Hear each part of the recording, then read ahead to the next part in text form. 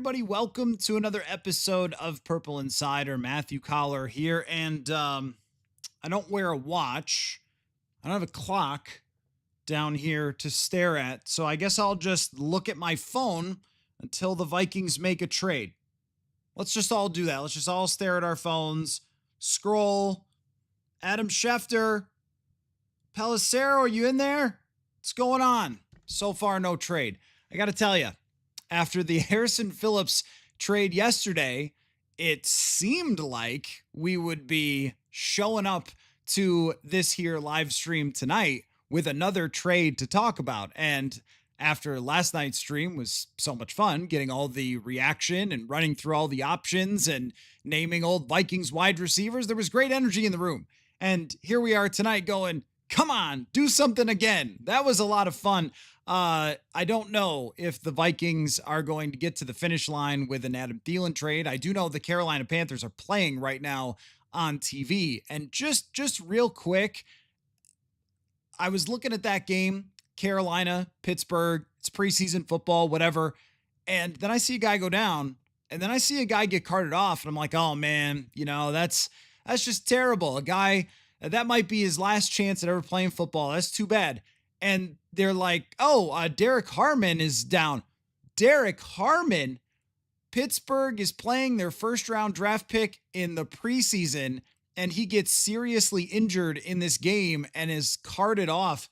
And I was just reminded of when that happened to Irv Smith and how Kevin O'Connell has had the right approach to the preseason to never play the starters. So that's kind of what I've been doing, waiting for this trade to happen, but put it under the we'll see category. Sometimes we have been lucky enough to have big news happen before the podcast or during the podcast. So we kind of broke our streak of finishing shows and then having big news break. Maybe we'll have that again. I've got the alerts going on. I know you guys are keeping an eye on social media for me as well if something were to go down. But maybe that's kind of a Friday news thing to happen for the Vikings tomorrow. I don't know. Or maybe it won't happen at all. Maybe Carolina and the Vikings can't get on the same page with an Adam Thielen trade and they decide they're going to keep him, or however they feel about their wide receiving unit. They may go over it and have meetings and make different decisions. It's hard to say. But the list otherwise, we're going to go over some cut candidates, and the list otherwise is not super sexy, but there's some names out there that might be of interest to the Vikings who could possibly get cut. So we'll dive into that. I've also got some things for you guys today. So what I did was gather the cut candidates from CBS, Bleacher Report, USA Today, all of these articles that are who are the guys most likely to get cut. So I gathered a bunch of names that could be of interest for the Minnesota Vikings. Also, for tonight, I decided to grade the offseason.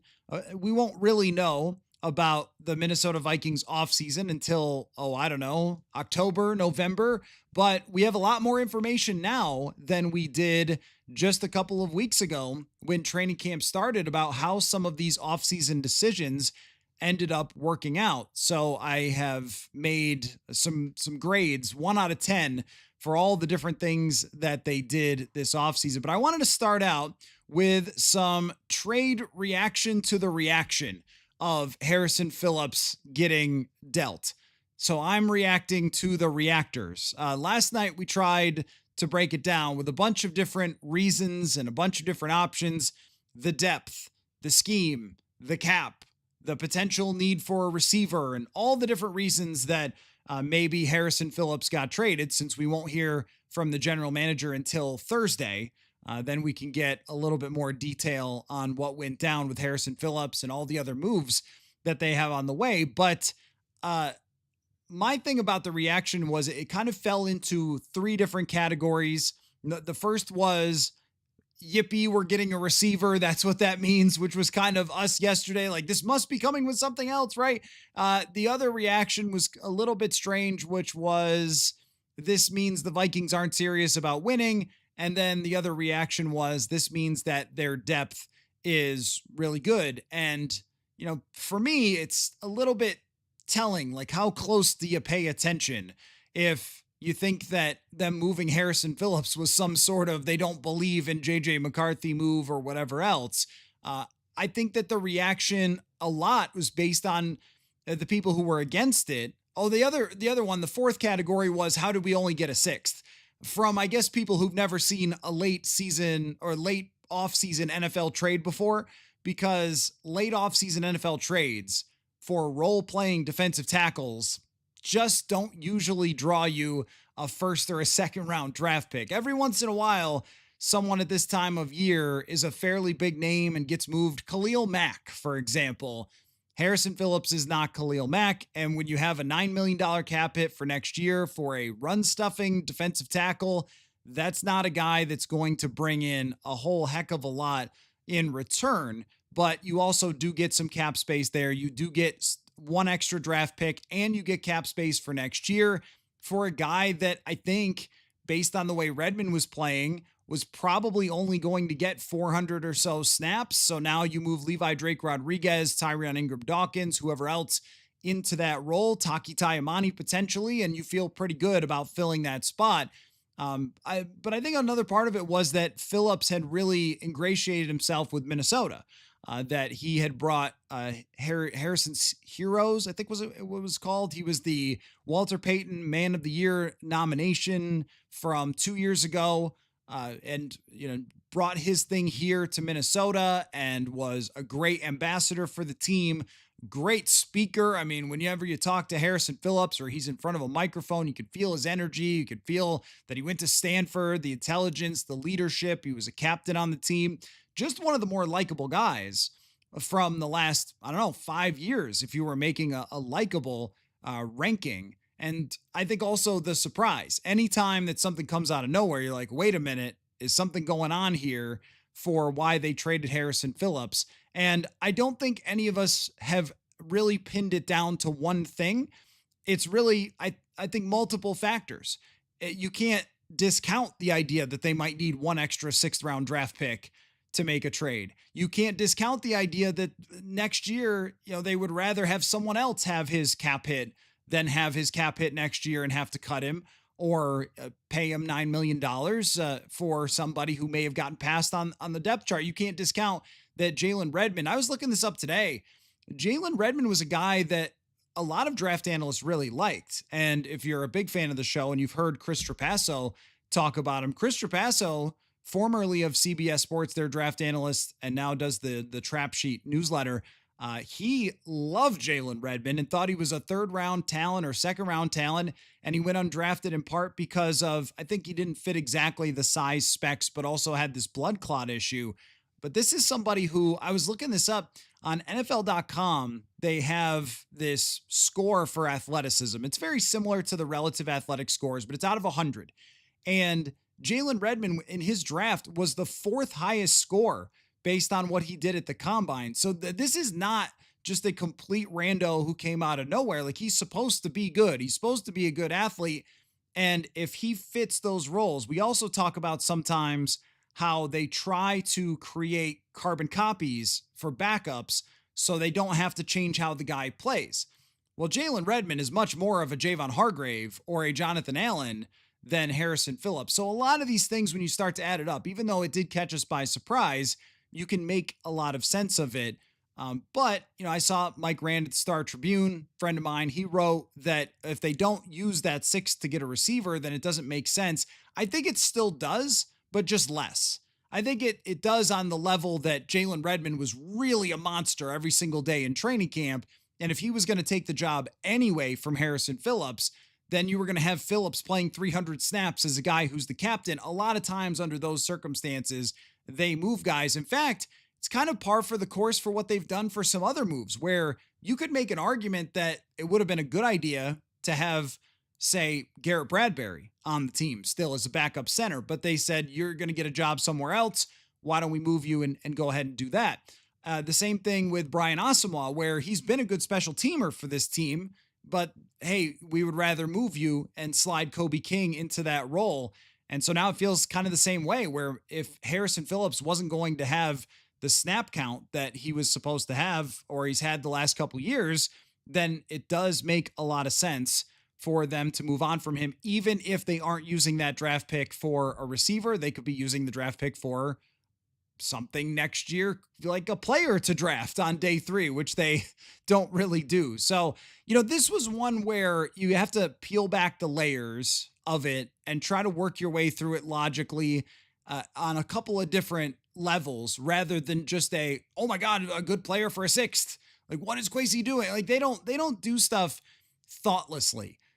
This is where I think that if you were really paying close attention to the front office 5 years ago when Rick Spielman and Mike Zimmer were panicking, this is always my kind of reference point for do you make sense with what you do? Does it seem panicked? Does it seem like they're freaked out and they're making some crazy move like trading a 5th for a kicker/punter or trading a 4th for a tight end? Like, those things are not what this is. This has been a deliberate front office and coaching staff that usually has reasoning for their approaches. And so there must be reasoning here, but I think it's probably not just one thing. And maybe Brian Flores even hinted at this the other day when he said that he walked into that defensive tackle room and said, a lot of you guys have earned jobs here.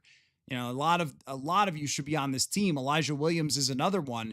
And Ingram Dawkins, you can't move on from somebody like that. You can't cut a 5th round draft pick. We talk about how poaching doesn't happen that much. It probably would for a 5th round draft pick if Ingram Dawkins ended up having to be the guy. So they would rather just keep those guys, develop them, and then have this deep room of young players behind those veterans. And, sometimes I hear this from you guys of, oh, we don't have young depth. And you're like, well, at that position, you sure do.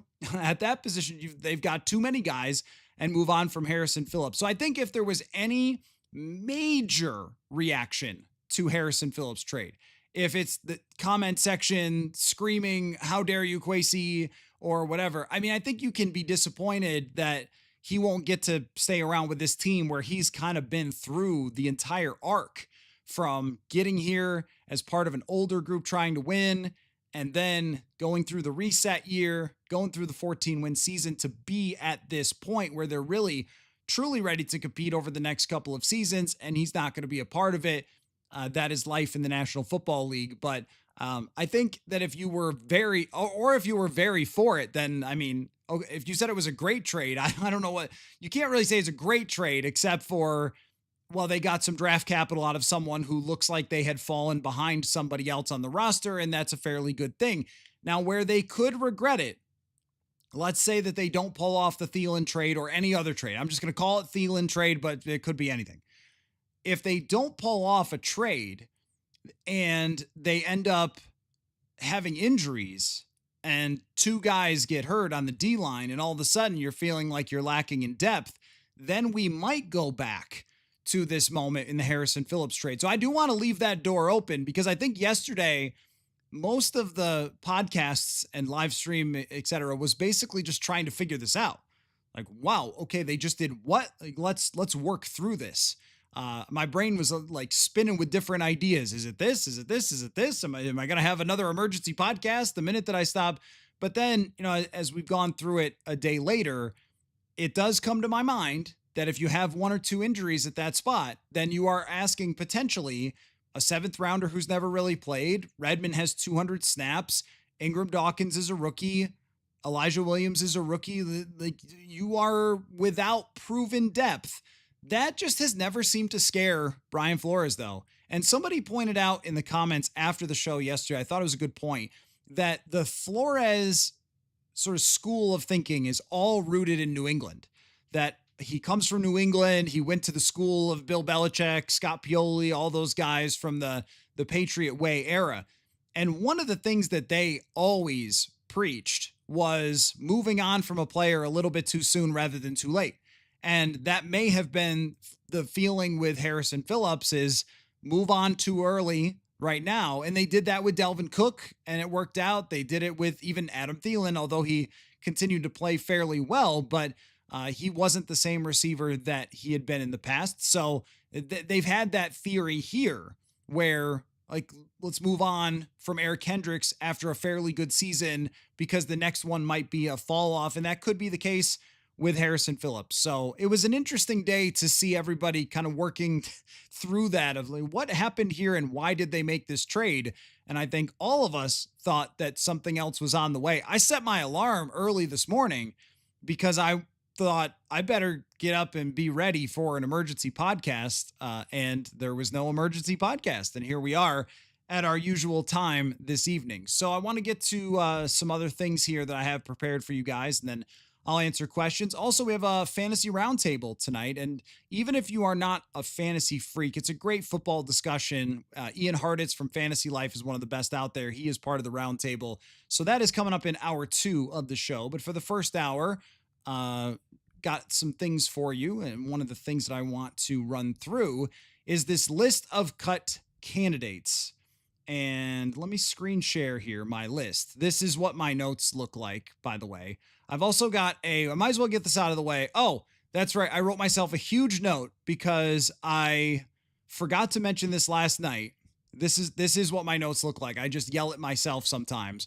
That my reporter friend in Washington, D.C., Ben Standig, he texted me back about KJ Osborn. If you were watching late last night, I was texting him trying to get an answer on like, hey, what's going on, with KJ Osborn? Like, is KJ, maybe I can make this a little bigger. Can I make this a little bigger? Yeah. That's okay. We'll just put it in the middle there. But I was texting with him last night about KJ Osborn. He said that it would be surprising if KJ Osborn made the team.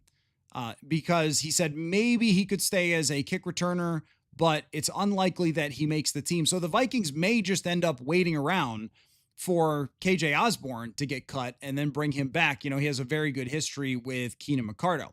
Also, the FanDuel question of the day. If the Vikings trade for Adam Thielen, how many receptions will he have this season? And would he be a daily fantasy pick for you in the first 3 weeks? Because obviously you can play the daily fantasy now for just 1 week at a time with fantasy. But how about that first part? For Adam Thielen, if he were to come here, how many total receptions would he have on the season? I think I would probably put it around the 30 to 35 range is where I would start, but I'm very curious about your answers. So you answer that question. Keep rolling with the comment section, and I will go through these cut candidates from around a couple of different outlets. I went through USA Today, CBS, NFL.com, and Bleacher Report. And here were the ones that were the most interesting to me. So all Patriots wide receivers, Jalen Polk, Javon Baker, and Kendrick Bourne. Kendrick Bourne is a little bit of history rooted in, I think, San Francisco, right? And has played in, at least there's enough of, I was going to pull this up. I forgot I'm screen sharing, but you all can look at my PFF together. Okay, let's go find Kendrick Bourne and see what he's done, because it seems he's the name that comes up the most for the New England Patriots. What has he done recently? Because sometimes if a guy has a history, yeah, San Francisco is where he kind of made his bones. And last year, 28 receptions, 305 yards. The year before, 37 catches, 406. I mean, a guy like this is very Thielen-y. How old is he? Not the fastest for sure. Let's see, 30 years old. Okay, he was a former undrafted free agent, 30 years old. I'm intrigued by Kendrick Bourne if they want to go with all younger guys. It's a very similar situation to what we're talking about with Adam Thielen. And Polk, I don't know, probably less so. Baker, probably less so. I'd rather have the veteran in this situation. I get messages all the time like, are there any young players out there? Like, yeah, there are, but if they're getting rid of them, remember how the Vikings didn't keep Laquan Treadwell? Like, there's a reason for that. Kyle Duggar, just because doesn't that sound like a Brian Flores guy? Hasn't really worked out in their current system, but was a good player at times, Kyle Duggar. And he was the big talking point for New England reporters when they were here. Did he not play? When is the last time he played? I guess it's my PFF's not working right now. So Kyle, that's receiving. That's why. There we go. Okay.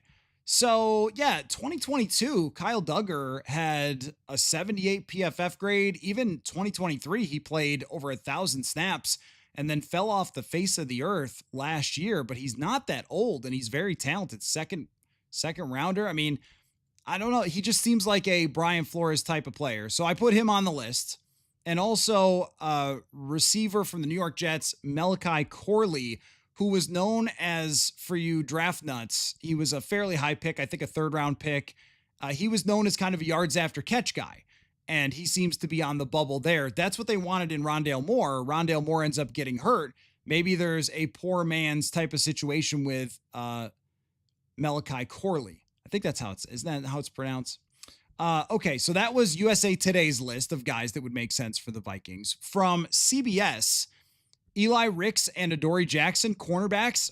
When I saw Jeff Okudah wander off with a little bit of a limp the other day, it certainly made me think about corners for the Vikings. I mean, you go behind Mekhi Blackmon on the depth chart, who has not played well, and you have undrafted free agents. So maybe if there is a corner who gets cut, that is the one position where I feel like sometimes a guy just needs to be in a different place and ends up having more success with a different team, a different scheme, or whatever it might be. So those are two names to keep an eye on from CBS. Also, Tyler Johnson, I had to include it. The Gopher had to include Tyler Johnson. Mecole Hardman for the Packers looks like he's going to get cut. Couple backup quarterbacks who I think would be upgrades from Sam Howell, Taylor Heineke. And well, I don't know if Tommy DeVito would actually be an upgrade, but it's just hasn't really been a fun experience with Sam Howell. So maybe they think that. He came in and was a lot of fun, at least for the Giants a couple years ago. And here's a guy who's come up a few times. Tennessee could cut Van Jefferson. So that's the list of CBS potential cut downs. And you can let me know if you're interested in any of those. But there's a few here that I'm interested in. Heineke is definitely one of them. A proven backup quarterback who's been around. Tyler Johnson has been on a Super Bowl team. Van Jefferson would be familiar with Kevin O'Connell. From NFL.com, three guys that I'm interested in. Kenny Pickett as a backup. I think he would be a great option. Kenny Pickett as a backup. Plays backup quarterback type football, I think. Tim Patrick from Detroit was pretty good for them last year, but it seems that their rookie, is it Tesla, the guy's name? It has been good for them. I keep seeing reports about him, which may push Tim Patrick out. Veteran who's been a good receiver before. And then a former third-round draft pick, Denver corner, Damari Mathis. They just got a deep room. They drafted Jahdae Barron, so he was on Eric Edholm's list over at NFL.com. And three more from Bleacher Report. Yes, I wrote down Jalen Reagor. Yes, I did. As a returner. And only as a returner. But right now, what are we talking about for the punt return situation? Silas Bolden and Miles Price. I mean, at least Jalen Reagor has done a lot of it in his career and actually been really good at times. So maybe Jalen Reagor. Trey Brown, corner from San Francisco, might be an odd man out there. And Trey Palmer, wide receiver from Tampa Bay, who was good in 2023, but has kind of been push down their depth chart. So that is the list of potential cut candidates. If I'm ranking which ones I'm most interested in for the Vikings, I would say Kendrick Bourne is at the top of that list. Kyle Duggar really does intrigue me because he's still young and the Vikings love that kind of player. I know there's no room at the inn really, but maybe he would have a lot of other interest from other teams and might not want to come to a place that already has multiple safeties. But still, when you get into that safety depth, it's like Khalef El-Asi was out there yesterday doing a lot of work for them. It's not like there's a ton behind Theo Jackson. You know, Jay Ward has come along, but it hasn't looked like, okay, now he's suddenly a starter. And that role that Metellus plays, if he were to get banged up, which he has a couple times in camp, I think you're playing nickel all the time. And then it's a fundamental change. So that's got my interest. Bourne is probably number one. I like the Tyler Johnson idea. I've always thought he was a good receiver. Van Jefferson, I'm a little less excited about. I do think Tim Patrick falls into that same quality veteran category. And Jalen Reagor is a returner, definitely. Taylor Heineke, and then I'm a little less enthused about Trey Palmer. But some other names on that list that we haven't brought up a whole lot. John is out on Kyle Duggar. I don't know, man. I mean, Kyle Duggar, we're talking about just a couple of years ago was a real impact player. And here's where it stands out is that he had 2 seasons where he had double digit quarterback pressures as a pass rusher. And I don't think that he is a great raw defender, as in, oh, he's going to, play the deep third and he's going to read and react to everything. And I'm looking at his numbers. He played almost exclusively as a box safety. And then the last 2 years where he hasn't played as well, that's where he's had lower PFF grades. It's where he's been attacked more. But the Vikings have a guy like this in Josh Metellus. And if Metellus has to go back and play a regular safety position because something happens to them, they would be short there. That's more of just a, hey, this is a Brian Flores type player, kind of catches my eye. I mean, most of the guys who you're going to name on a cut down list, you're going to say, like, yeah, that guy hasn't done this or that or the other thing. Like, yes, of course, but you're kind of, picking up guys that, would be of some type of interest for some type of reason is really what you're looking for cut down candidates. William, you are correct. Taylor Heineke was an undrafted free agent, and somebody's going to mention him kicking a door. That happened. So he injured his foot, and he might have been on track to be the quarterback when Teddy Bridgewater got hurt had he not kicked the door. But that happened. As far as, I've seen every night, like, about Terry McLaurin, and I mean, it's hard to see that as a realistic possibility. If you were going to give up a second round draft pick for McLaurin, that would be crazy. And if they were able to do it, I would be all for it, because the door started. It is very funny. Thank you. I would be all for Scary Terry being a Minnesota Viking and trying to recreate 3 deep around JJ McCarthy. Of course I would.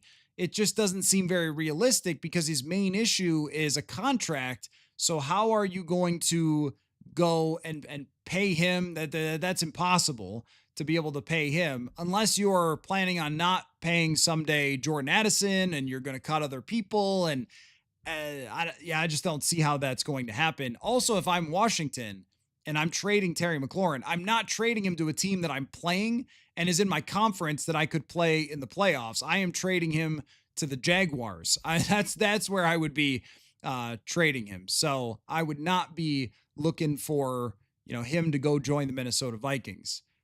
Call the Ravens about Bateman. Is there any type of steam for that? Because, or is that just a gopher thing? Because I feel like that's been brought up a few times by the chat. I haven't seen anything suggesting that Rashad Bateman would get traded, but maybe I've missed it.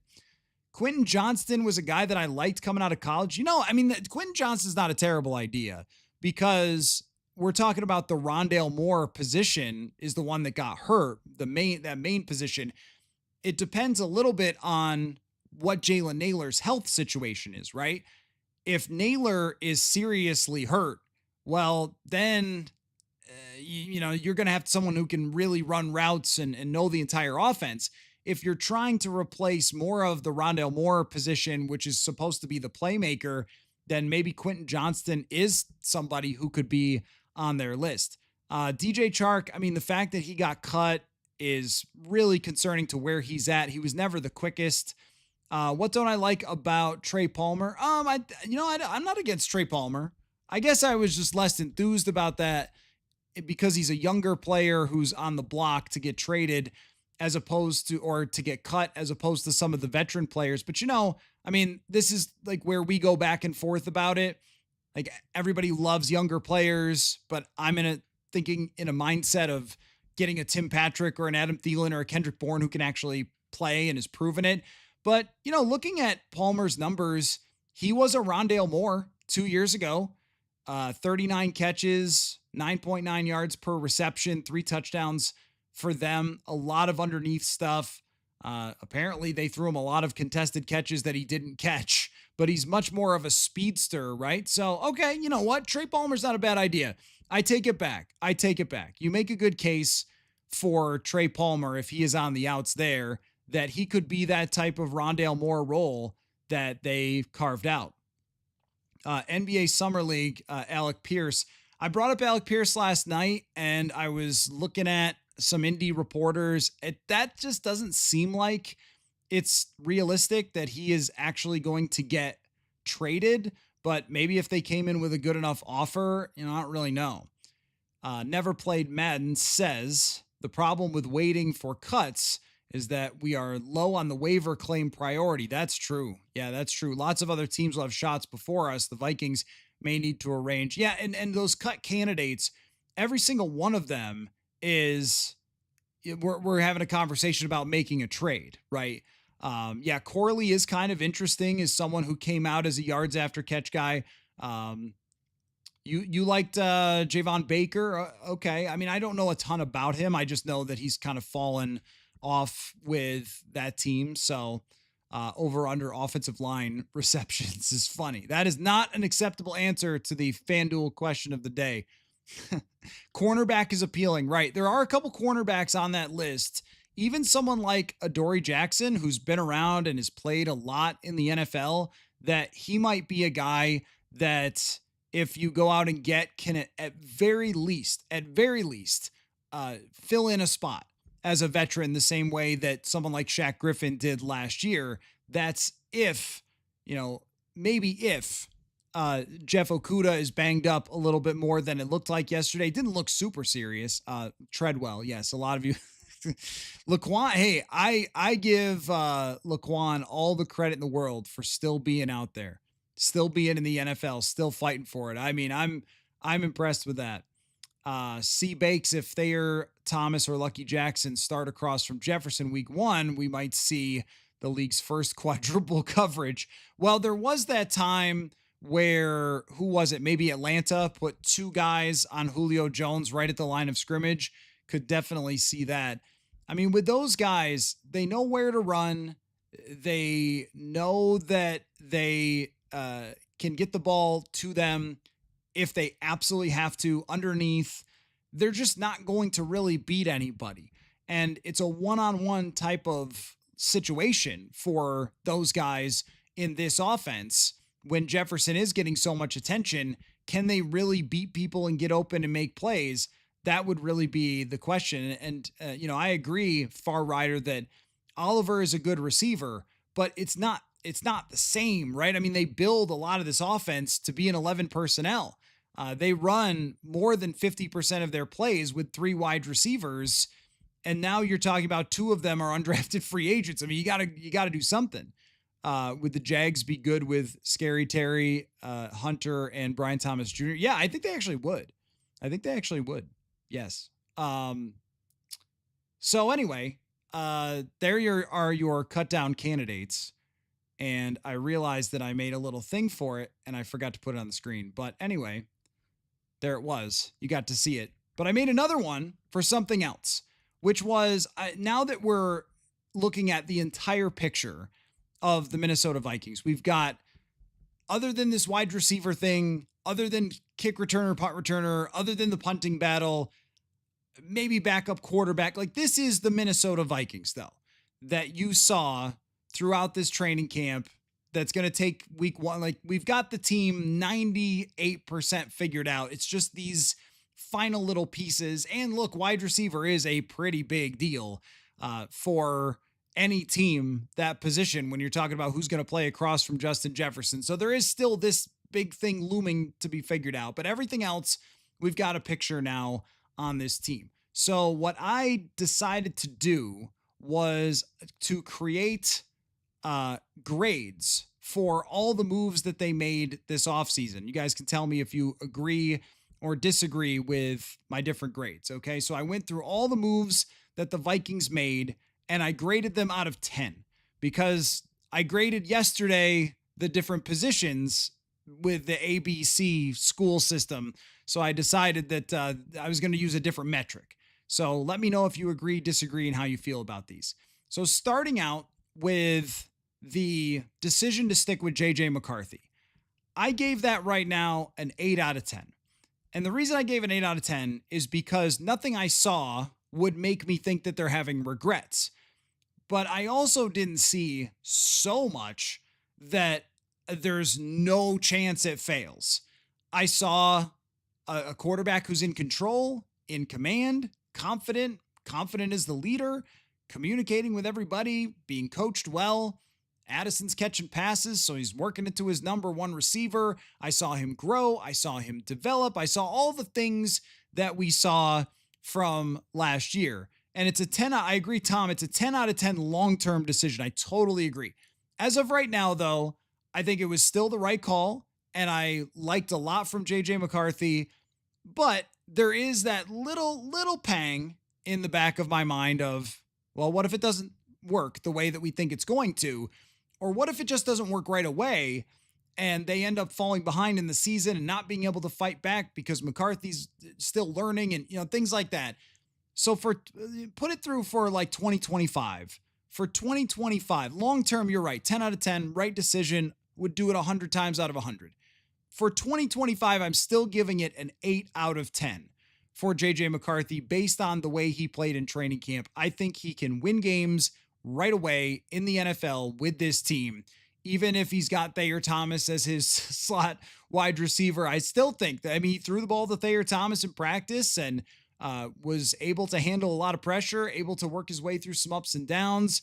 And even when he got into the preseason game and Houston threw some things at him, I thought that he looked pretty good in that game. And there was a great breakdown by JT O'Sullivan over at the QB school that I felt better about his performance in the preseason game than I did originally walking out of the stadium. So I think that they're in a very good spot to win games with JJ McCarthy. It will not be perfect. It will have some ups and downs. There's no question about that with a young quarterback, but they can be in the playoffs with this guy. At least this is from the camp assessment. If it goes horribly wrong, well, then I misread than what I saw at training camp. But from watching training camp, I'll give it an 8 out of 10 for the 2025 season. I think they have still the same odds that I thought before in the best case scenario, or close to it, to win the division. And if he had his full bevy of wide receivers for the first 3 games, I think I'd feel even more confident about that. Trading for Jordan Mason, I gave a 10 out of 10. I'll give you guys the highest to the lowest. 10 out of 10 trading for Jordan Mason. This guy's looked like a beast. He's looked like a star running back.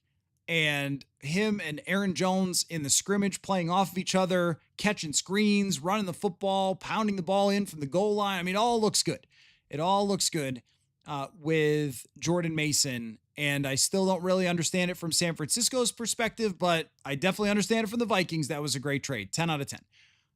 The other 10 out of 10 I gave 2 more 10 out of 10s. Allen and Hargrave to this point, 10 out of 10. Just absolute beasts, allowing them to be able to trade Harrison Phillips. That's how they feel about these 2 guys. They dominated this camp. Hargrave just looks great to me. Not that Allen doesn't, but Hargrave, I think, was even bigger in person than I thought he was. Very intimidating.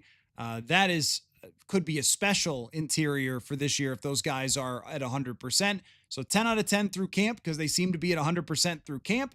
And the other 10 out of 10 is a guy who doesn't get a lot of shine, doesn't get a lot of media attention or anything like that. But I will go with Byron Murphy as a 10 out of 10, because had they moved on from Byron Murphy and signed somebody else, who knows how that might have worked out. But having him gives you confidence that at very least, if there's other things happening, as there were last year, Fabian Morrow had to come in and play a little bit. Shaq Griffin had to play a lot more than they wanted him to. And Stephon Gilmore was 100 years old. Who is the consistent? That was Byron Murphy. And remember, when he went out in 2023, that's when their defense started to fall off. He's led the league in picks. He has looked great in this training camp. Byron Murphy, 10 out of 10, re-signing. And now it feels even more important that there's still questions about the secondary. So going back to the next highest graded things, Aaron Jones, I gave 8 out of 10. I think that it was a little bit on the money side high for a guy who might be he might ultimately be a 1B to Jordan Mason. So there's a lot of money for the next 2 years for Aaron Jones, but it's still, that's the only tiny small thing, is that if he only gets 800 yards rushing, then you're going to go, well, that was kind of a lot for 800 yards rushing, but his receiving is enormous for JJ McCarthy. He hasn't played a ton in camp because he doesn't at this age. So I can't tell you, well, does he have his same burst? Like, it looked good to me. He certainly has the same hands to catch the ball. And those two connected quite a few times, even sometimes down the field. So still high on that deal. I just think that the way Mason has looked, he's not going to make Aaron Jones irrelevant, but maybe a little less necessary to pay at that price. But that's a nitpick. That is a nitpick, and the prices don't matter that much. Signing the Aussie punter is clearly another 10 out of 10. Just kidding there. Drafting Donovan Jackson right now is a 6 out of 10 for me.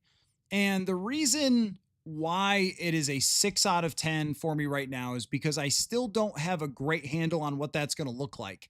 I think that he's a fighter in pass protection where he's going to get pushed back, but he's not going to let guys just walk right by him like we've seen in years past. I think he's very intelligent. I think he's going to work for it, but I know that's going to be hard for him to transition into the NFL as a starter in a very difficult and complicated league. I think that he'll make a lot of a difference, and this is why it's a 6. I'll get to the downside of it. The good side of it that gets it to a 6 is that I think he's going to run block well, and I think he's going to be good in the screen game, and that's going to help them be more dynamic for sure in the screen game where they haven't been good the last couple of years. So that was the good side of it. The downside of it is that I was thinking about how there were some other guards available and there were some other players available in the draft. They take him in the late first, Jaden Higgins, Luther Burden, in the light of day. When you now look at the receiving group and how banged up it is, and look, I know that was always something that I was over the top on with drafting another wide receiver in the first round, but Jaden Higgins and Luther Burden, if they were here, especially Jaden Higgins, who I think has looked pretty good, I mean, that might change the dynamic a little bit from how you feel about the wide receiver group because Ty Felton has not worked out to this point. And again, these are for 2025 grades. These aren't long-term. I think that Felton is a good pick long-term, but Jaden Higgins, and then also, Malachi Starks, Nicky Manware, like there's reason to talk about those guys as well as more dynamic pieces on defense as part of a secondary that's got questions. I'm not down on Donovan Jackson, just to make it clear. But if we're doing out of 10, I can't quite go 10 out of 10 if there's some wide receivers who are making a difference in their camps, and especially Higgins might have been an immediate difference maker for this team with Jalen Naylor not expected to be here long-term, with the lack of depth, like all that sort of stuff. And it might also just take Donovan Jackson some time, and they need somebody to be really good right away. So that's the only reason, is that there's been some up and downs in camp. I couldn't quite get that to 8 or 9 out of 10. Will Fry's signing right now is also a 6 out of 10 because he was just coming back and I don't have a good feel for what he's going to be. The nastiness element's going to be there. The pass protection, I think, is going to have more miscues than you think when you pay someone as much as they did. The prices for offensive linemen are just high if there's a guy that a bunch of different teams are after. So I think he's going to pay off in the things you want him to pay off in, which is he's going to push dudes and he's going to plow for Jordan Mason and for Aaron Jones. And I think he's going to have to survive in the pass protection game. But there were a lot of pressures in this training camp. And that was one of the main stories, is how many times that JJ McCarthy got pressured. So I gave Will Fries a 6 out of 10 with much more potential down the road from there. Letting Cam Bynum go, I'm at a 5 out of 10. That was a move that I threw out there, as well as kind of like they could have brought him back, because I like where Theo Jackson's at, but are they going to have to play Josh Metellus more at deep safety? I still have questions about how that's exactly going to work. And there's a ton of confidence in Theo Jackson. I think he's earned that, but after camp, I still don't know exactly how it's going to play out. Whereas with Cam Bynum, and the price was too high on Cam Bynum, but I'm not so confident in how I feel about where the safety position is, where if it was Bynum and Metellus and Jackson and Harrison, I think I would feel more confident. I wouldn't have paid Bynum that price either, just to be clear, but I included that in this list. The Rodgers and Okudah signing, I gave a 6 out of 10. I've really liked where Isaiah Rodgers is at. I think that he can play. He's had a very good camp. Okudah has had a solid camp, but has left some to desire at times with his coverage and has just been so wildly physical that my question is he going to get away with being that wildly physical during the season? He's also got an injury history, and then, not getting someone with a little bit better of a background than Okudah. I think you thought that Mekhi Blackmon would be that guy and it would be fine. But the fact that Mekhi Blackmon has not been fine, that kind of takes off of this. Okudah's been a good story. He's played pretty well in camp. Rodgers has played well in camp. That cornerback position has still got some questions, though. And the lowest grade that I gave was the handling of the depth wide receivers. That got a 2. Ty Felton hasn't done almost anything other than be a returner, and Rondale Moore got hurt. And here you are with practice squad guys. They didn't really paint by numbers there at that position. That got the lowest grade. In depth signings, I gave a 5 out of 10. Justin School, I like Eric Wilson a lot. Tim Jones, not bringing back Trent Sherfield. And my overall offseason grade was a B+ so far. And the draft class, I saw, asking about the draft class, so much to be determined. And so much of it is just on Donovan Jackson. It was such a small draft class. Ingram Dawkins has been good. Kobe King has been good. But it's really about that first round pick. Felton can develop in the coming years, but it's really so much about that first round pick. So these are the things we're doing until the Vikings trade for a wide receiver. Do you agree with the grades? Would you do anything different there? Would you make any changes to where my grades are? Jackson is at least a 7 out of 10. Well, look, I was very happy with the way that he took steps forward at the end of camp, because that's what you want to see. Like, that's where we start the conversation. We know it's going to look bad at first for a rookie, and is it going to ramp up? And I thought it did ramp up, but he's still, as we go into the season, leaves me with questions about how he's going to perform against the interior D lines that get really nasty as the season goes along. Luckily for him, you start out with kind of a washed Grady Jarrett, and, Chicago's not that impressive, and then Atlanta's not that impressive, and you go from there.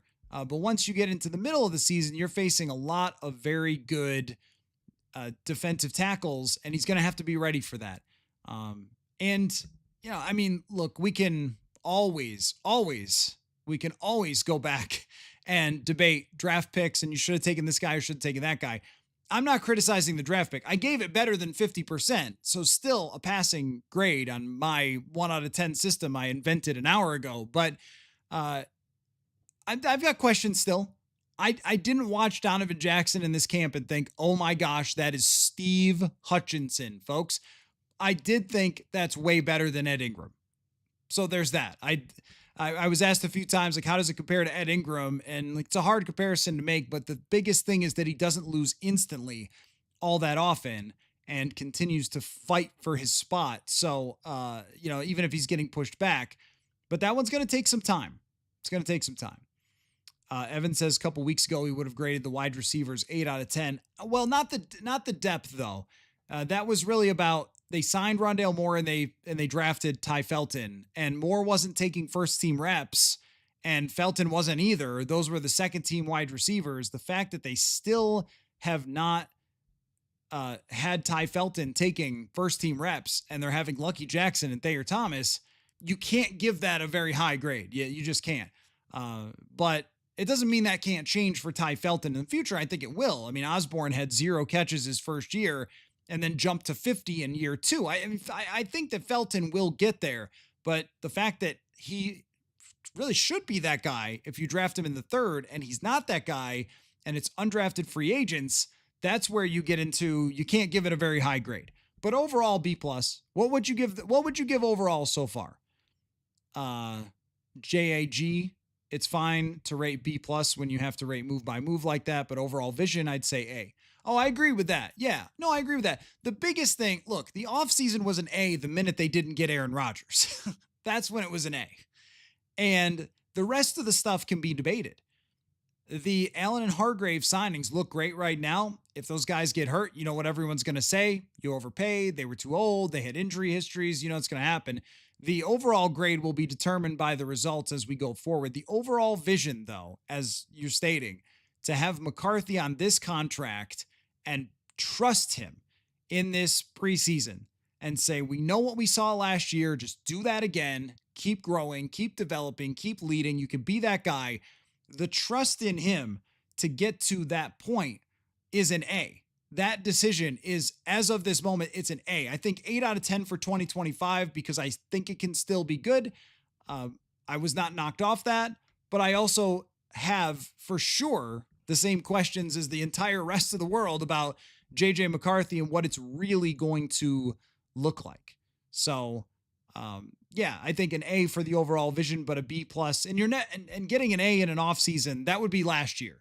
That would be Grenard, Van Ginkel, Cashman. And I didn't even really fully realize how good those guys were until we got to the joint practices and they just ate alive the Cleveland Browns. It's like, okay, that's an A. That is an A.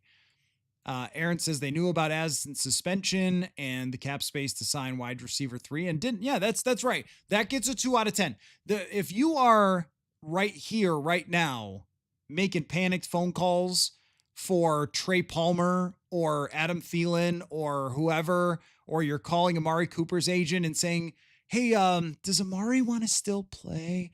That's a 2. You don't get high grades for that. And this is a position that I feel like I've just continually banged the drum. Maybe they thought that Felton was going to be a little more ready. Maybe they thought that Rondale Moore was going to be a guy for them. And then, it didn't work out because of the injury. And they do get credit for that. And maybe they thought it'll be fine with Naylor. I just go back to when they used the example of San Francisco and Houston about last year to say, oh, it's fine with Naylor. We won those games, remember? And the Jets game. Well, Sam Darnold played terribly in the Jets game, and they were way ahead in those other games right from the outset. I mean, okay, yeah, it'll all be fine if Justin Jefferson catches another 97-yard touchdown, or you pick off CJ Stroud and then kind of embarrass him right from the beginning of that game. Like, those games played out really in their favor big time without Jordan Addison last year. There's no guarantee you get to week 3 and play Cincinnati, and that's going to happen again. And this is why I've been, so you're cleaning up that mess. That is the only thing that I would say. There are other ones that I have a little questions about. Is the Okudah thing really going to work? Is Jackson going to be fully ready? But the receiver one, you needed another guy. It's very clear that you needed another guy. And it's true that Addison wasn't suspended yet, but when was it? What was the date where someone said 3-game suspension for Adam Thielen? What was the first date that we knew that was going to happen? I mean, it was 2024, probably about 10 minutes after he got arrested, or that it made its way out. We knew a 3-game suspension was going to come on the way. And you're right, Oak Dog, that Rondale was always just a roll of the dice anyway. So they didn't really go out and get another proven wide receiver as a backup, even someone who had just sort of bounced around. That's the one thing that I think they're really regretting today. And you can tell because they're making phone calls to try to get other players. So, dystopia and utopia, when it comes to Felton, he was the last pick of the 3rd round, and saying he should contribute significantly right away, that's just too high of a bar for that guy. I mean, just go through the wide receivers in the league or 3rd round draft picks. I'm sure we can do this. How often those guys are huge contributors right away. I mean, he should be more ready than he is, I suppose, but he always seemed like kind of a project to me because he didn't have a ton of experience in college outside of his one big season for Maryland last year. But I'm looking at wide receivers. Just let's go to last year. Was there any 3rd rounders who contributed big time right away? Okay, Luke McCaffrey, so there's one. But the other guys from the 3rd round last year, Corley, who we were just talking about, could be a trade candidate. Jermaine Burton didn't do anything. Roman Wilson, Jalen McMillan. The Bucs drafted another receiver. Early 4th round, right around where Felton is, Troy Franklin, who is just starting to break out. Javon Baker from Central Florida, is given no time, obviously, since they're thinking about getting rid of him. Devontae Walker, I swear I saw his name on the trade block too. I mean, none of those guys just stepped right into the limelight except for one guy, and that was Ladd McConkey. But that was, or I'm sorry, I was thinking Ladd McConkey. He was a second rounder. So Luke McCaffrey didn't really either. So, right, there's your draft picks in the same ballpark. Jalen Polk was a late second. Donnie Mitchell was a late second. Like, there's a lot of guys from last year who were in this same position. You get the point, that did not just show up on the scene and become stars. It's going to take time. Let's see. I don't agree with you, Bran, that if McCarthy was healthy, he would have played after the Jacksonville game. That wasn't going to happen. They were 7-2 at that point. They weren't going to bench their starting quarterback at 7-2. Let's see. Dylan says, how did they not realize that Naylor is a wide receiver 3 at best? He's so inconsistent. Every time he's had a chance, he's been below average. I think that they do realize that, but they also felt like they had so many options otherwise, from Aaron Jones to Josh Oliver to maybe thinking that Felton would step up, or Rondale Moore. Like, they thought that they had so many other options that they could just kind of piecemeal it together, which is really what they did last year. They piecemealed it with Brandon Powell and with Trent Sherfield, and those guys kind of came in there. I mean, it was only going to be 3 games, which, you always assume that at some point someone will get hurt and everyone's not playing 17 games, right? So, yeah, I mean, I just think that they know that about Jalen Naylor. Although you could argue that they've overrated him for a while. Like, they've always loved him. KOC's always loved him. And he was okay at times last year, and then he was not okay at times last year. And that's kind of been his career, where it's some occasional flashes, and that's really about it. So, yeah, you're right. I mean, that's my point. That's why they get a 2 out of 10 for that, because they just, I think, maybe trusted in that a little bit too much. And then Naylor ends up getting hurt. Say hi to Buddy, everybody. He's down here. Buddy the dog down here for another live stream. And every so often he's got to stick his snoot up on the video. Dylan says Felton was the 13th wide receiver drafted. No way we should expect him to come right in and contribute. Yeah, I agree with that. Like, you're barking up the exact tree that I'm talking about, where Rondale Moore is a total guess. I mean, he had a horrible knee injury last year. Felton is the 13th wide receiver taken. Addison was bound to get suspended. Like, I think that they could have foreseen that you would be in this spot. And they've liked Lucky Jackson. They've liked Thayer Thomas. And O'Connell did say that, like, hey, guys, remember, I did this for a reason. Tim Jones did catch some passes before. Devontae Walker had a strong preseason game this week, and Polk is out for the season. Yeah. So, I mean, Walker, there you go. Like, Walker, that's a middle round guy who might be just emerging. Like, that's how it usually goes. Carled words. I miss KJ Osborn. Well, he might be back soon. We'll see. We will see. Dante Thornton, 4th rounder for the Raiders, looking like wide receiver 2 for them. Trey Harris and 3rd rounder Becht. Not that Felton can't be a guy, but, well, look, I mean, when you drafted Ty Felton, sure, we could always do that. We can always look and say, well, this one guy, we went through that with Michael Thomas for years. This one guy was successful, remember? I mean, yeah, okay, you're right. That happens. But with Felton, it was always about next year for Felton, because they are aware that Jalen Naylor is probably not going to be here after this year, and that Ty Felton was very likely going to develop for a year and then be that guy. Work with Keenan McCardle, as we've seen other receivers do, take the step forward. That's fine.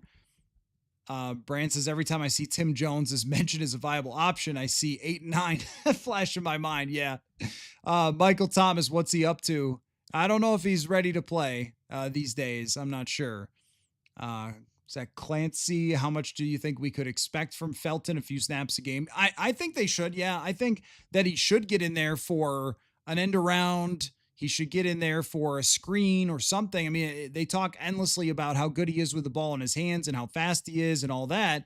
Then they should just take that role that they carved out for Rondale Moore and put it in for him. Yes. Those of you who were watching a couple weeks ago when Buddy unhooked all the wires, we've put measures in for that. But he's also, I mean, he's only a few weeks removed from being a race dog in West Virginia. Just to give you the background on Buddy the Greyhound, that there's only one state that still does Greyhound racing, and that's West Virginia. So there's a group in Minnesota that adopts greyhounds actually from all over the world. Australia still does it. So they get some in from Australia and they find homes for them. But he's not far removed from being a race dog. So the one day I don't think he really understood live streaming or wires and how all that works and unhooked it all. But he's gotten really good, really well behaved these days. Comes up, gives me a sniff every once in a while, and then he's right over here with his blanket and his little bed that I've brought down here. It's also cooler where I'm at here than it is upstairs, which I think he likes a lot. Aaron, how worried are you about Van Ginkel and Harrison Smith's injuries? I'm not sure. With Van Ginkel, I think probably not a lot. He was out there every day, but Harrison Smith, it's not an injury, it's an illness, at least from our understanding. That is one where it gets the one eyebrow raised. Maybe you can I do it there? Yeah, it gets the one eyebrow. I mean, it's a long time to be out with an illness. And that is concerning about ramping back up to 100% for week 1 after if it's a serious illness. And it also, and look, I don't, you know, I don't want to say like I'm suspicious of this, but it's the Vikings. So because I've been here for now, this is season number 10. My brain just goes there to like, is he just gonna retire or something? Is it gonna be a total surprise retirement and we're gonna go, oh, what? There's a press conference and Harrison Smith's hanging it up before the season. I mean, it's happened before with Terrence Newman. So I'm not throwing that out there, but just when you cover this team for long enough, like that's the stuff that you think of when somebody's out for this long with an illness. But yeah, I mean, there's questions there with that, but I think that Van Ginkel should probably be fine. It also gave Dallas Turner a ton of reps. That was another thing as well, is that Dallas Turner got a lot of work in this offseason. And when you talk about things that went right for them, Dallas Turner went right for them. Matt, why are the Steelers playing their first round pick in the third preseason game? Do not ask me, man. Do not ask me.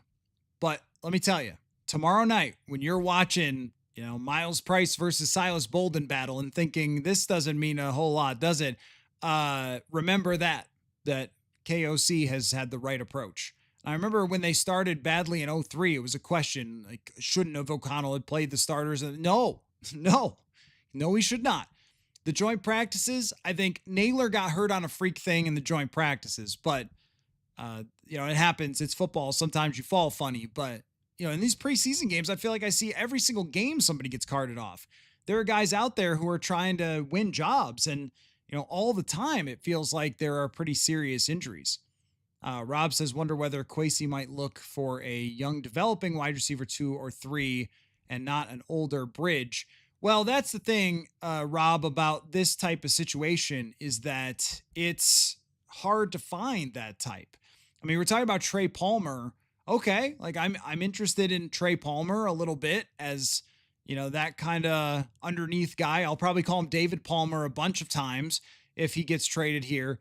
But how many teams are letting go anybody who could be a wide receiver 2 or 3 at this point in the game?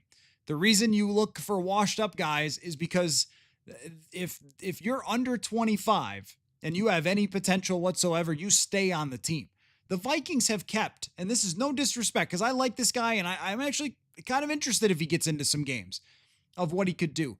I like Thayer Thomas as a player, but this team is kept. This is an undrafted former baseball player from North Carolina State. And they've kept him on the team as to just in case, because there's not that many receivers in the world who are great. There's not that many receivers who are Addison or Jefferson. And the reason they keep drafting them is because you can't get a hold of them. Once you get somebody good, everyone holds on to them because they're worth their weight in gold. And until they need a big contract, then they might trade them, or until they're problematic and then they might trade them, but not until then. That was a major argument for me of drafting a receiver. And getting someone like Felton is because your number 3 wide receivers get paid $10, $15 million. It's just hard to find them. Aaron says, if the Aussie punter makes the team, you can have some small talk about greyhound racing. Yeah, I guess we can. The punting battle seems real. It does seem real for the first time. And Matt Daniels did drop the other day a little tiny hint when he said that Will Reichard was comfortable with Oscar Chapman. I would not be shocked. Yeah, maybe Rob, the Panthers are not trading Coker. That's the reason that Thielen is on the block. But, Kayshon Boutte, he had a great catch against the Vikings. I don't know. I'd just much rather have the veterans. Just keep drafting them in the future. Try to get them through that way. You're probably not getting young guys who are going to make any sort of impact. Let's see. For the win, 2021 says could make the case that any Packer wide receiver would fit. No, that is true. They have about 8 number 3 wide receivers. McCole Hardman was one that I mentioned. It's probably getting cut. Romeo Doubs is more likely a trade, and they're not trading him here. Trade for, Dan Chisena unfortunately got hurt. JAG, he got hurt. So I was keeping track of where Hot Sauce was. The punter from down under. Well, look, I mean, when you watch him punt and you see those guys trying to catch it and they're freaking out because they don't know where it's going, it's pretty good. But I will say that there have been times in the past where I thought they overthought it a little bit. Would having Ryan Wright lose this punting battle be a little bit overthinking it? And the only case I have for that is the Vikings were 6th in the NFL last year in the percentage of punts inside the 20. I mean, it's not like it was horrendous last year with Ryan Wright. I think that we kind of lost patience with him in 2023 where he was legitimately bad and they stayed with him and didn't bring in a real punter to compete with him. It was a former wide receiver or something. So now this is a real punt competition with Oscar Chapman, but you can keep him anyway. So if Wright struggles, you could just go to Chapman. I think that's still the right move to make. But I did wonder about if that was a hint from Matt Daniels where he said, Will Reichard's really comfortable with him holding. Because that was my biggest question. James says, since you've been covering the teams, I feel like the depth along the O-line and D-line is the strongest you've ever seen it. I don't think there's any question about that when you talk about the depth.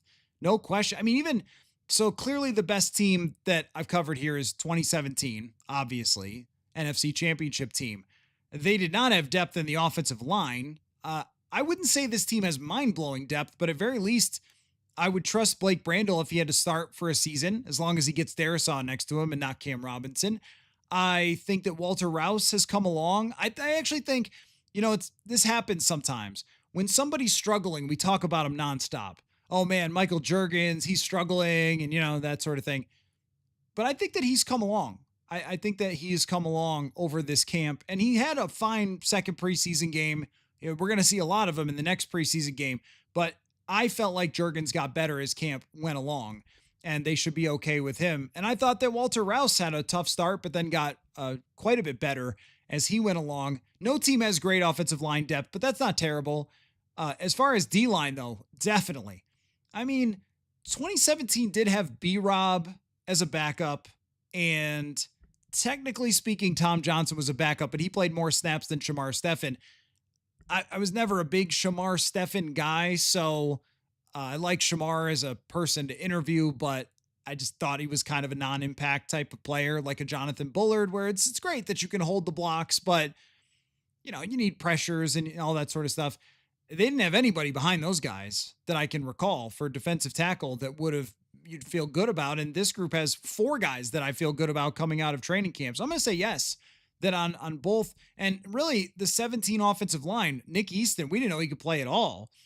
Pat Elflein was a rookie. Mike Remmers was just the guy that they brought in. So this line should be better than that line, both of them. And it's an offensive and D-line world, man. Let's see. Liked for the win 2021, liked the School pickup this year. The hard thing to figure out about Justin School is he's been going against Jonathan Grenard, and that's just been killing him. That's the hard part. Grenard has been so good, but Grenard was in the top 5 in pressures last year. He's going to get out for week 1 and be like, oh, this is okay. If he is out there for week 1, it's trending a little bit more toward Darisaw. JAG, with Harrison Phillips leaving, do you think we'll see more 4-3, 4-2-5 than 3-4? Yeah, no, I think that that's one of the reasons. I do think that they will be a 4-3 or 4-2-5 is more right, but it actually might end up being, well, no, that's right. Cause among the five is three safeties. I still think that they're mostly going to play three safeties. That the Jeff Okudah thing we've talked about a lot, but he's not going to be out there for a ton of snaps. They want to play three safeties. And they want Metellus, they want Theo Jackson, they want Harrison Smith on the field for 90% of the time. This is interesting. Micah Parsons scrubs all of his social media of Dallas Cowboys stuff. I think that could really happen, by the way. I think Jerry's crazy enough. I'm going to throw it out there. I'm going to call this right now. So we got a fantasy roundtable I want to get to. Really great conversation with Ian Hartitz and Mike Schopp. And just fun projecting players stuff. Not a lot of hardcore fantasy theory. I want to get to that. But I do want to put that down in writing that I think Micah Parsons could legitimately get traded. I've seen some people say, no way, can't happen. Jerry Jones is just flat out freaking nuts right now. He won't talk to Micah Parsons' agent? What the hell? Like, what world are we living in here? Like, that's how you negotiate with every single player. What are we doing? Let's see. Dan says, Matt, now that you have made it through training camp, any predictions on where the season ends up based on camp vibes? 11 wins. I'm going to say that's good for second in the NFC North to the Detroit Lions still. I still think that the Detroit Lions, despite some of the changes at offensive and defensive coordinator, some of the issues with their offensive line, I still think that they are ever so slightly better than this team with a more proven quarterback. And I think the Packers will finish third, and it will still be Chicago in fourth place, but Chicago will look better doing it than they did before. And I'll say that they get a playoff win, but I can't go farther than that. Like, I can't look farther than that into the crystal ball, but I think this team is built for at least one playoff win for this year, that they are more steady on the offensive and defensive lines. And that by that point, JJ McCarthy should be ascending. They should go into the playoffs with one of the stronger rosters in the league, but there's so far to go. But if I'm making my predictions now, that's where it is. That's as far as I want to go into the future. But I think that KOC will get off the schneid, and I don't even know what a schneid is, but he will get off one of them and win a playoff game for this year. Steve Young said, get the monkey off my back when he won the Super Bowl. Well, that's what's on Kevin O'Connell right now is you don't have any playoff wins. You're coach of the year, but you don't have any playoff wins. I think that they'll get that this year. Will they go farther than that? Then we're going to see. Clark says, are the Vikings playing anyone on the too deep tomorrow night? No, no, they're not. You might see Ingram Dawkins. I think there will be some guys. I mean, no, as in anybody who's going to make an impact in the year 2025 for the Vikings, probably not. But Mekhi Blackman looks like he's going to play. You might see some offensive linemen that might have to get in the game at some point. Juergens, you're going to see a lot of. Xavier Scott, I think you're going to see, and maybe he's got a chance there. Well, actually, here's where, so my initial reaction is no, but your receivers, actually the answer is yes. I shouldn't have said no right away because I was thinking about, well, KOC's just not going to play starters ever, but these receivers are going to play. And if somebody doesn't, if like Lucky Jackson doesn't play, that must mean they feel okay with Lucky Jackson. Oh, you know what, Brian, great call. Was there a 1 to 10 grade on Ryan Kelly? Shoot, I forgot Ryan Kelly. I would give that one a 9 so far. I think Ryan Kelly's been huge. Good call, Brian. My bad. I would give Ryan Kelly a 9. And moving on from Bradbury. They've gotten beat as an offensive line versus the interior. The interior is sick. And they're going to beat a lot of people. But that leadership of his, very real. That command. And here's where we saw it. Day 2 against the Patriots. Once they saw kind of how the Patriots were going to play, Ryan Kelly picked them apart. It wasn't just JJ McCarthy. The reason JJ McCarthy was so good, Brian, I wish you had reminded me like 30 minutes ago, because this is something I wanted to talk about. But when they were able to see them on tape just for a day and understand how they were going to rush JJ McCarthy in the joint practices, they came back and the offensive line was phenomenal. And I think that started with Ryan Kelly because they were sending a lot of blitzes and stuff. And once McCarthy had time to throw, That's where he picked apart their defense. So thank you for reminding me. That one I would give a 9. It's just been really good. He's been healthy, all of that. Rob says School was beaten by Hutchinson last year, susceptible to speed. Oh yeah, yeah. That's a backup guy with limited athleticism. Yep, he's gonna be. Well, they hope that he doesn't have to be susceptible to anything. That he's gonna be just watching Christian Darrisaw play, but he can get in case of emergency. Mr. Mayor, as we're talking about possible signings, which of our own people are we comfortable pushing off the 53? How many can we find worth putting on the 53? Yeah, I mean, that comes down to the like Max Brosmer discussion. I think Max Brosmer is a guy who could break the tendency and actually get picked up by somebody. I think Elijah Williams, I mean, he's been highlighted a lot. And these other teams, you might not think so, but if you read my book, you do. These teams, they keep an eye on, like, they don't watch it. Every GM isn't watching every film of every fourth stringer, but they'll notice if somebody's leading their team in PFF grade, and then they'll go back and look. Like, I'm sure that there have been some people in the league who have looked at Elijah Williams and been like, oh, guy got a Baldy breakdown. That's interesting. They do what you do. They're not aliens. They do what you do. They're like, oh, he got a Baldy breakdown? Wow. He must be doing good. And he is. So maybe they want to get Elijah Williams onto the roster. I did my 53 the other day, and we'll see what happens with some of that. But I don't think there's going to be a ton of surprises, and most of your favorite players will end up just getting on the practice squad. They'll get through, and there's every practice squad place in the entire world right now. So I mean, there's there's so many positions on the practice squad. Anybody who's been anything will get through, and maybe they'll get somebody. I don't know, but as you know, it's a good point that they don't have a very high waiver claim. War Eagle says he did talk to his agent. Agent told him to stick the contract up his butt. Well, I guess I'm seeing different stories then, because Micah Parsons claims that he did not talk to his agent, wanted to negotiate one-on-one. JAG, would you send Dallas Turner and a first for Micah Parsons? I probably wouldn't, but I'm curious. Yeah, I probably would. Yeah, I probably would. Yeah. I don't know how you're supposed to afford that, though. I mean, they have pushed it to the point where there's not much more you can do into the future. I don't even know how they would do that. Like right now, it's brought up sometimes, well, they're over the cap for next year. Okay, they've structured the contracts to figure that out. They haven't structured one that would be $45 million. That would be like having Kirk. But there's just no way you could turn out. He's like a top 5 player in the entire league. When he's at his best, he is so dominant. So yes, I probably would do that. But I also like where Dallas Turner is at. I do like where he's at. D-Hen, I don't understand why we can't seem to get drafted wide receivers and DBs as far as depth correct.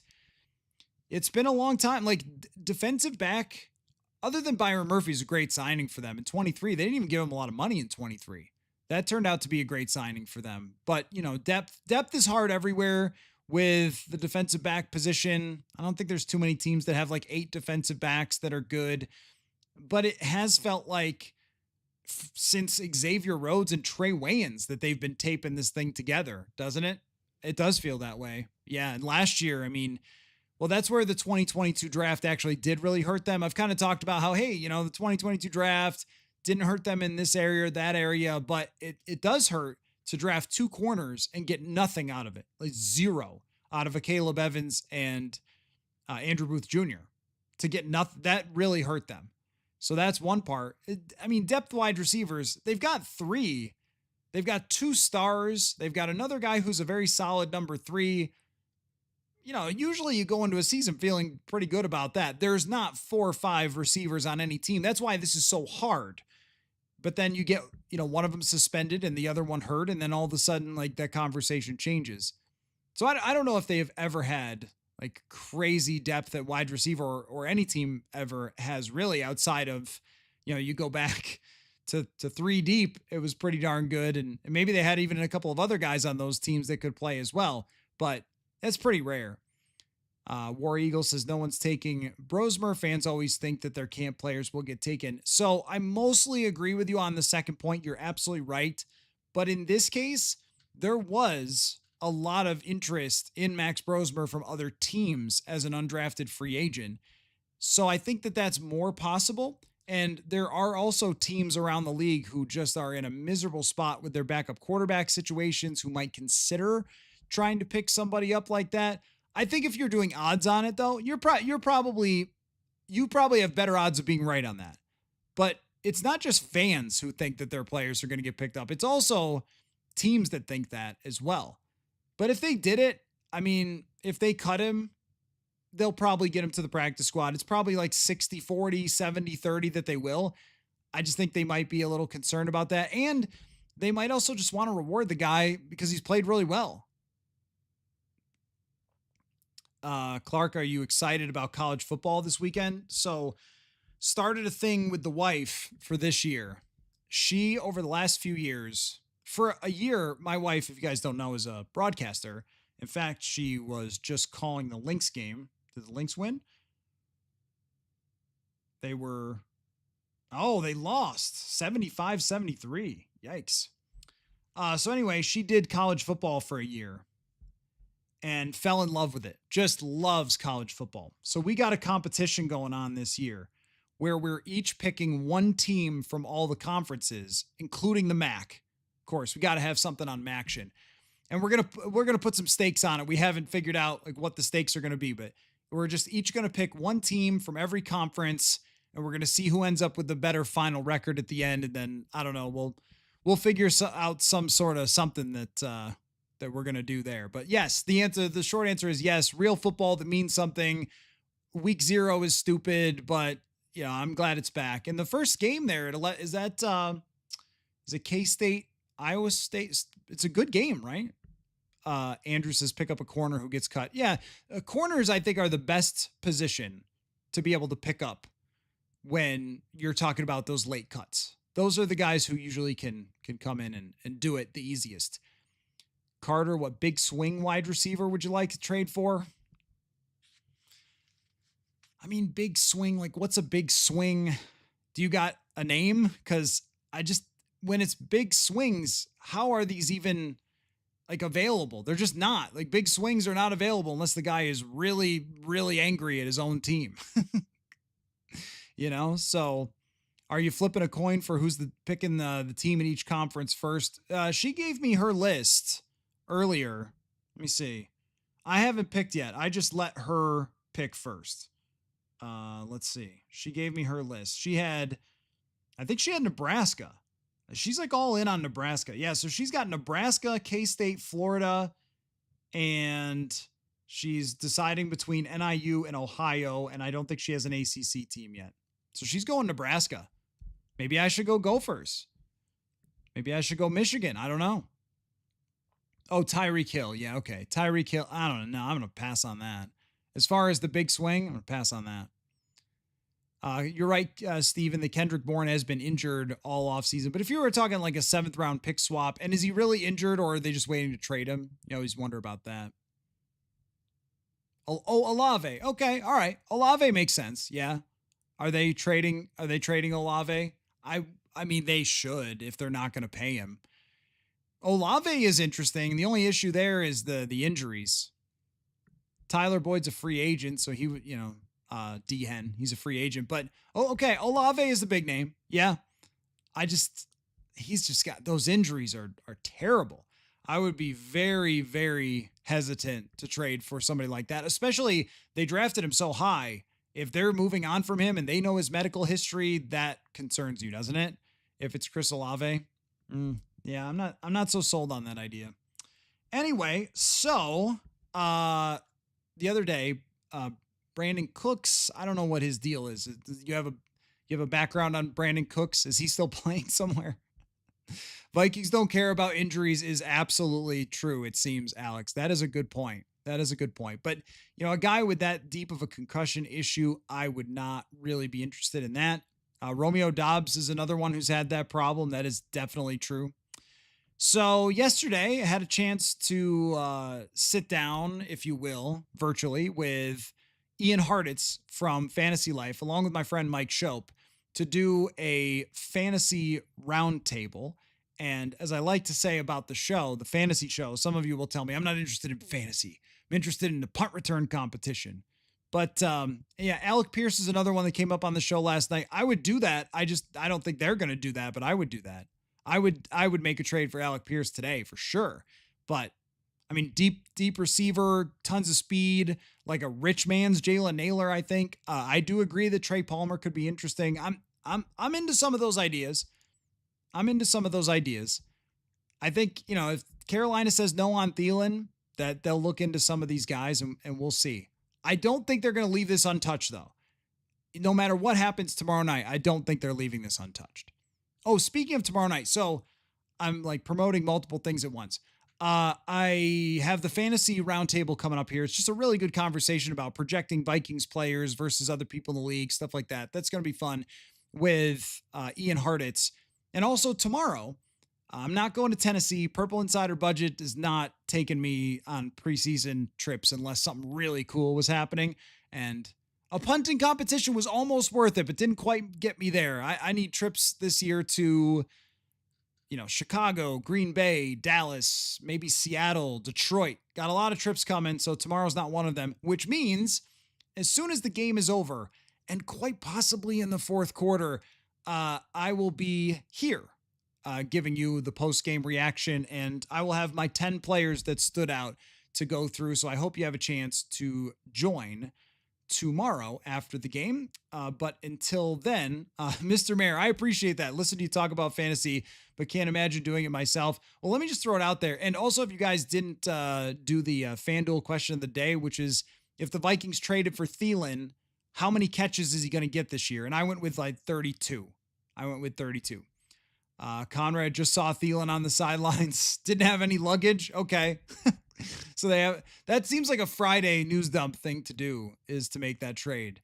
But Mr. Mayor, talking about fantasy is just, to me, just trying to figure out what's going to happen in the NFL is what it really is. I will say for our friends at FanDuel, I am playing in an 11-team league that is worth $2 because I don't trust myself and my fantasy abilities. So I get into leagues for $2. That's what I like to do. And the most fun part is usually the draft. But anyway, so it's a really good conversation, I promise. Projecting McCarthy, projecting Jordan Mason, Justin Jefferson is where we start the conversation. So it's myself, Mike Schopp, and Ian Hartitz. And here is that conversation. And if, by the way, if you see Adam Thielen on the sideline, suddenly packing up his stuff, running for the airport to fly to Minnesota, we'll break into this conversation. But until then, going to let the dog out, and here's the fantasy roundtable. Thanks, guys. Hey, everybody. Welcome into a very special roundtable in our FanDuel Fantasy Schopp with myself and Mike Schopp from WGR 550 and ADP Chasing. We welcome in a return guest, but never in this roundtable format, Ian Hartitz from Fantasy Life. Ian, this is a very special time. This right here is when everybody who hasn't been freaks like you guys and has not been drafting since March says, you know what? I got to get into a fantasy league here. I got to get going on this and get my drafts in. They've got all the preseason information. You got your preseason favorites. You got your coach quotes. Maybe Aaron Glenn saying that you don't need to pass the football today, or, whatever else it might be. So this is an exciting time in our lives, Ian. Home league draft season. This is when I get texts from, old high school friends who I talk to once a year. They say, hey, man, hope all is well. Do you got some sleepers you can hit me with? So always happy to help. And yeah, man, let's get it. All right. Well, I wanted to begin with you, Ian, and then we can just bounce back and forth and see where the fantasy conversation takes us. Just with, the very, very top of the draft. I think that Jamar Chase is going to get some footballs, and it's a pretty certain thing. I think you have a pretty good sense for certain running backs, like Jahmyr Gibbs, are going to get a lot of the ball. But Justin Jefferson has at least this little amount of intrigue. I don't think anybody's, turning to Lucky Jackson as opposed to Justin Jefferson with the football, but at least it does offer something different than a lot of the top draft picks. So when your friends are texting you, hey, what do I do at the top of my draft? Where are you placing Justin Jefferson in the discussion? I have him right between that kind of pick 6, pick 7. Again, it was a situation before where I don't think anyone's really had him outside their top 6 until this small little hamstring issue. Personally, I did have CeeDee Lamb just ahead of him even before this happened. Of course, Jamar Chase as well. More so due to that continuity. We don't have a new quarterback. We don't have an offense perhaps embracing a little bit more of a run-first attitude. I know they're still going to air the ball out under KOC, but again, every little thing matters when we are trying to rank the wide receiver 2 versus wide receiver 3. The question I'm curious on Mike's thoughts here too is like, once I get to that pick 6, pick 7, Christian McCaffrey versus Justin Jefferson, like that is the one that keeps me up a little bit at night, because right now it does seem like CMC is just harnessing all the, power, witchcraft, whatever he's using to basically hurt everyone else in that 49ers offense except himself. So that really is the one that, hangs me up. But man, anything lower than 107 couldn't be me. I think it's a question of a couple of things: how you want to build your team, and then what, I guess, in kind the value looks like in the ensuing rounds. So how do you want to start your draft? Do you want to start with wide receiver, say at 1-6? Jefferson or Lamb are both great picks at that value, in my opinion. And then it can be Chase Brown, it can be Bucky Irving, and then it can be Travion Henderson. Go Bucks, round 3. Like, you could do that. Somebody just did that in a main event at 303, and they're getting absolutely chastised for it. So it's really about how you want to build it. And I think if you're drafting a lot, which is not what we're here for today so necessarily, then you're just trying to make sure you have enough of each guy. Like, I have Lamb over Jefferson too, but that doesn't have to work. It's really more of a function of what, as we've talked about, Matthew, the Vikings passing volume might be, which could ease it. It's not going to spike, but it doesn't have to go down. So I think, that's just a question of how you want to sort of build your team. And I feel like in most high stakes drafts, the receivers from rounds 4 through 8 are super rich, and the running backs are just fraught with questions.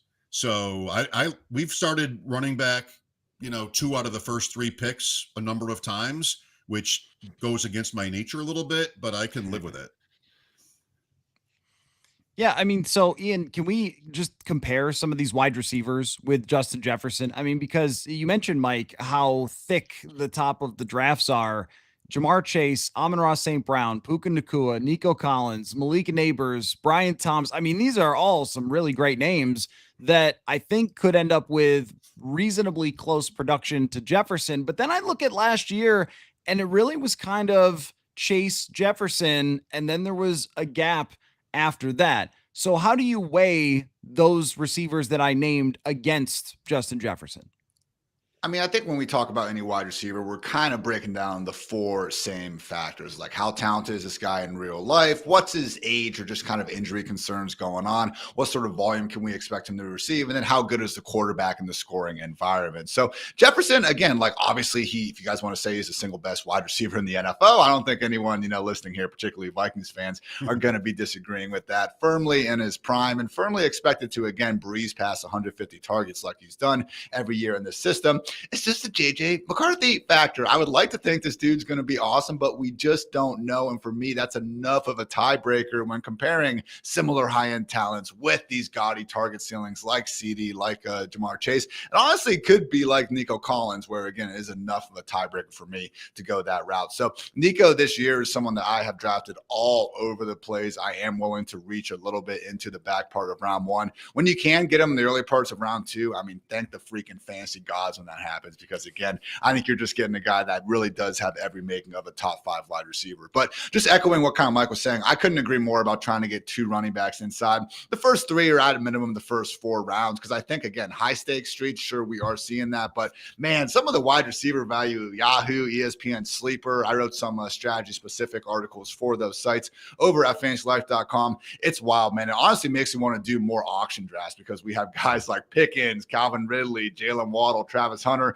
They're all going in this round 6, round 7 range. I just want them all, man, but obviously only get one.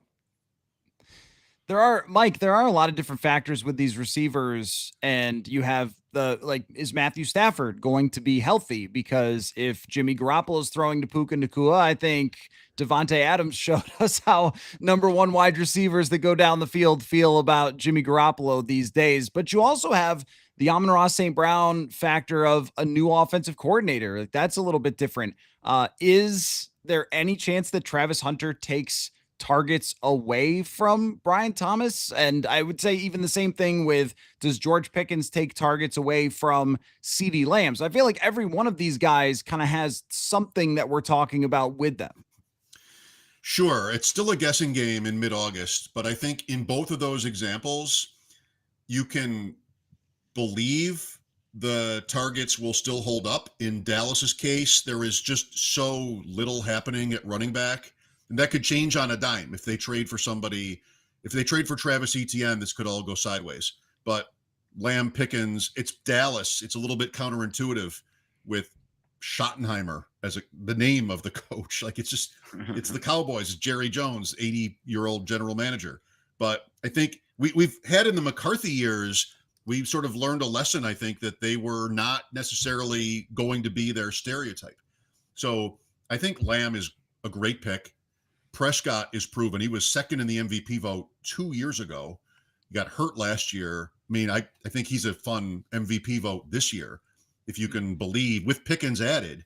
So it's a pretty narrow route tree, Lamb, Pickens, Ferguson. I think that's kind of it.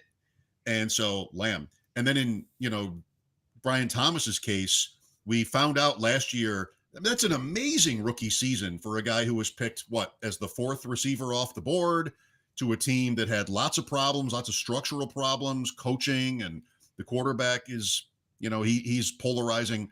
So I think, Hunter, I like the upside on Hunter, but I don't think that has to injure Brian Thomas. I still think, drafting wise, there's so many different options at that 8 to 16 range with St. Brown and Collins. I mean, look at Ian here. He's the biggest Buckeye fan I know. He's like, this is fantasy in a nutshell. Michigan guy right there. Bam. This is my number one guy. Talking about McCarthy too. That's how you play the game. But, Brian Thomas and Neighbors and just London. I love getting London at like 2.5. So I'm fine with Thomas and Lamb. I don't think I really need to worry about either sort of team dynamic. So Ian, tell me about a receiver you're concerned about. Like of the top guys, what is the biggest concern? I think right after that, Drake London, AJB, Amon-Ra St. Brown, and now that he is healthy and doing his thing again, Lab McConkey, I do consider to be in that clear cut. We feel good about him tier. If you want to put T. Higgins in there, that's fine. I do hate the stat that I've uncovered, though, where he has had a hamstring injury of some shape or size every single year going back to 2019. So, again, difference between being allegedly injury prone and already injured. I'm not just fading T. Higgins because of that. But honestly, after that, man, we start getting to all these old guys and then all these Ohio State wide receivers who just don't exactly have a quarterback we can fully trust, whether it's Jackson Smith and Jigba with Sam Darnold, Marvin Harrison Jr. with Kyler Murray, God forbid Garrett Wilson trying to catch whatever Justin Fields is calling a forward pass these days. Again, it's those issues. And then we have Mike Evans, and we obviously have Devontae Adams and the whole Jimmy G thing that you just brought up. It's a situation where, again, the wide receiver depth starts to fall off so much, I believe, in round 3. Tyreek Hill's another guy where we just have question marks there that, yeah, I am willing to actually, if the wide receivers aren't right, that's kind of when I do start looking to go elite quarterback, or maybe mix in a George Kittle in round 4, because I know rounds 5 through 9, even rounds 5 through 10, that's when I'm trying to get back in those wide receiver streets. So the more that I can, again, pick off 1, maybe 2 of those top 12, top 13 wide receivers we feel really good about, that's good enough for me. I'll go ahead and turn my attention to running back again at that point, maybe get an elite onesie. And then rounds 5 through 10, more than happy to leave that with hopefully 5 to 6 wide receivers, because as much as I want to spend the middle rounds getting wide receivers, guys, like once we get into double-digit rounds, that's when we start seeing some of the late round quarterback and tight end values. And more importantly, that's when we get the handcuffs of the world, the Bill Krosky Merritts of the world, who all of a sudden, are nothing, but then you turn around the next day and they're shooting up the ranks. Sorry for that, by the way. Mike, I would like you to direct your TJ Hawkinson take to Ian, because you and I are very, I think, on a different page when it comes to TJ Hawkinson from what we've talked about before. I, having seen enough of practice, feel like JJ McCarthy is going to love himself some TJ Hawkinson, but maybe you're a little more high on some other guys. Well, I'm not sure we're that different. I mean, there's an injury history that I will, in a vacuum, always try to bet against, if I can get younger. And this year, your top 2 tight ends are much younger in Bowers and McBride. And again, that becomes a structural decision in terms of your draft. How early Do you want your tight end? If you draft Bowers or McBride, you're done at that position. Once you get past like tight end 15, if not earlier, everybody's kind of the same, I think. And you can wait until waivers and play matchups if you have a problem with your top guy, an injury. I think Hawkinson's okay. I mean, you have to like that Addison will miss time early on. And if you're betting on the Vikings to keep the same pass rate over expected, existence going, then Hawkinson's in a great position. But just in terms of my drafting, I have my top three. Two of my top three owned tight ends are Bowers and McBride. I'll do that, and then I want to wait, and that leaves out Hawkinson and Engram and a lot of those other guys. Once I get to Ferguson and Kraft, I'm good again. I'm fine with that. If you miss out on that, then it's really at the bottom. You're diving into the basement. So I'm not per se down on Hawkinson, but I don't feel like he's a draft priority.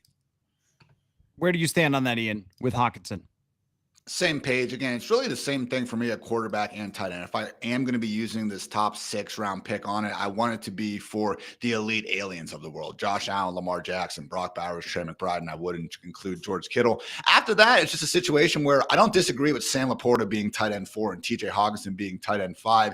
It's the fact they're going 3 or 4 entire rounds ahead of guys like Mark Andrews, David Njoku, Evan Ingram. So Andrews goes a little bit higher. But yeah, even Tucker Kraft, Tyler Warren, Colston Loveland, even Dalton Kincaid. Have I said Kyle Pitts yet in the year 2025, guys? So again, I understand why Hawkinson is ranked ahead of all those guys, but man, if you want to use pick 60 on this dude, like you are going to be leaving some really good looking wide receivers and perhaps even a few straggling RBs on the board. So it's more so been the opportunity cost for taking Hawkinson in the middle rounds that's been scaring me off, because as much as he is solid, I'm not convinced that Hawkinson is this guy with legit fantasy league breaking upside. You do go back in the 2023 season, which was, let's face it, is only like truly big year in fantasy. And just so much of that was due to Justin Jefferson missing 8 games. I mean, in that season, 12.8 PPR points per game with Justin Jefferson, which is fine, 16.4 without. Again, I wouldn't be surprised if he does start out hot because we have that Jordan Addison suspension. And for whatever strength of schedule look ahead numbers are worth,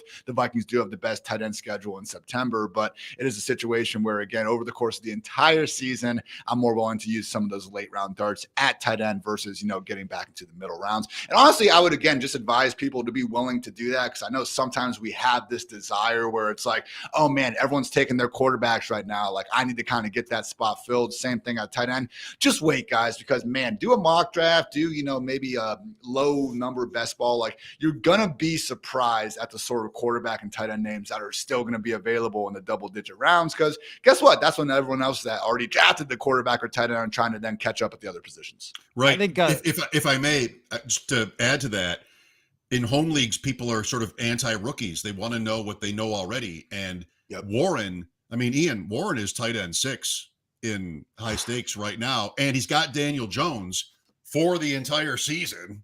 I mean, that's a plus for him in terms of ADP. So I think Tyler Warren scratches up against that Laporta range here in drafts, which would, it's an alternative to Hawkinson. And if you're willing to draft rookies, which you should be, if you're good at this, you want to sort of push off decisions that other people are scared to be making now.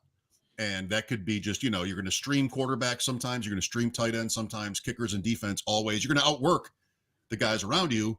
And so I feel like Warren is very exciting, and so is Loveland. Yeah. One of the issues that I end up having sometimes when talking from a fantasy perspective about the Vikings is maybe a little bit too much of watching practice or listening to them talk or whatever, and not maybe contextualizing that with, hey, the Raiders are talking about how they're going to throw it to Brock Bowers as well, right? But I guess part of my logic is that Addison is missing early in the season, and that if you're a young quarterback, the best thing you could possibly have is a tight end who's going to bail you out whenever anything goes wrong. And it feels like he's really rested on Hawkinson. But when you look at a lot of the other tight ends, they should be in similar places. But with Bowers specifically, I went back and forth a little bit. I've been kind of down on tight ends in the NFL with some of the way that we talk about them versus the reality, which is the way they talk about him is, well, this guy, he could do this, and he could be a blocker, and he could be a slot receiver, and and a lot of times they're averaging 10.5 yards per reception and just sort of not making a bigger difference than the next guy, unless it's George Kittle. Was Brock Bowers last year his explosion onto the scene because Aiden O'Connell didn't know what else to do with the football and he just kept throwing it short to Brock Bowers? And are we going to see, because last year this happened, and I think Geno Smith and Sam Darnold are very, very similar quarterbacks. Sam Darnold just looked past TJ Hawkinson. He was looking for Addison. He was looking for Jefferson. He was going downfield. That's kind of Geno Smith too, where I think he's going to be looking a little bit more past the tight end. Is it a guarantee to you that Brock Bowers just continues to do this?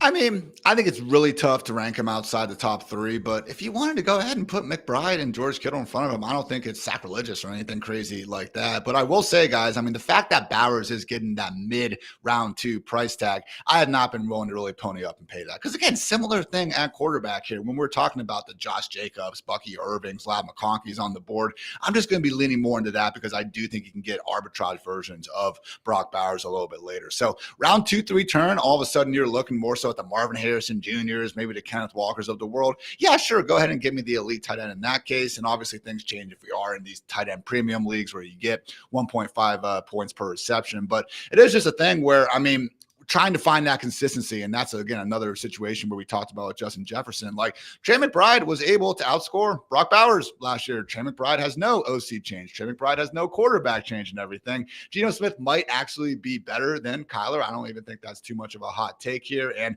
that would be the case there for Bowers. But, man, I'm not going to go into the whole preseason first team snap rates. I think that's just silly discourse at this point. We did it a couple years ago with Travis Kelce, but Michael Mayer is good in his own right. And again, it is a situation where I think you are onto something, Matthew, where you do look at some of the numbers for Bowers last year.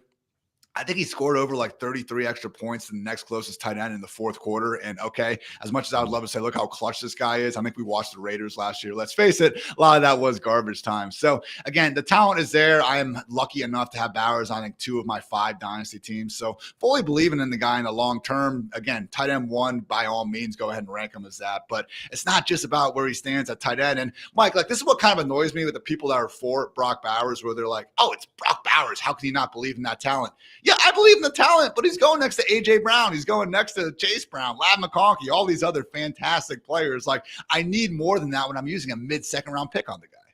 It's a great name, though. Good name, good face. Nobody rock wants and to roll bet fantasy that. name. Brock Bowers. I mean, look, if you're, I'm sorry. I just want to say I don't. As a Bowers drafter, like heavily, I don't disagree with any of that logic. Of course, it's Ian. It's great. He was 3rd in the league in receptions at a position, quote, tight end. You know, it's tight end adjacent, counts in fantasy. That's what we care about. After years, I mean, Kyle Pitts, it's Ian's voice literally that rings into my head. Kyle Pitts had 1 touchdown in his rookie season despite 1,000 yards, and it was against a defensive lineman in England. Yeah, it wasn't even in America. It wasn't even in America. So we've just sort of been so conditioned to think tight ends as rookies can't get there. The last 2 years, tight end 1 were both rookies, Laporta and Bowers. And so, you know, a lot of guys were trying to figure out if regression is nigh. And with Bowers, it'll be hard for him to spike off of last year. But 3rd in the league in catches is 3rd in the league in catches with a quarterback upgrade and Chip Kelly. I'm in. So when I'm looking over at, because the show here presented by FanDuel, Ian, when I'm looking over on doing my FanDuel drafts here, I'm looking at running backs and I'm noticing that all of them at the top seem to play against the Vikings. So let's go through these, because when you mentioned Kyle Pitts, Bijan Robinson, the Vikings get right to him in week 2 national TV. The last 2 years going into the season has been everybody talking about how Bijan Robinson is a generational talent. He's the best running back to come out, et cetera, et cetera, et cetera. And I think he's been okay. Like, I mean, it's been good. It has certainly not been the second coming of Bo Jackson on Tecmo Bowl.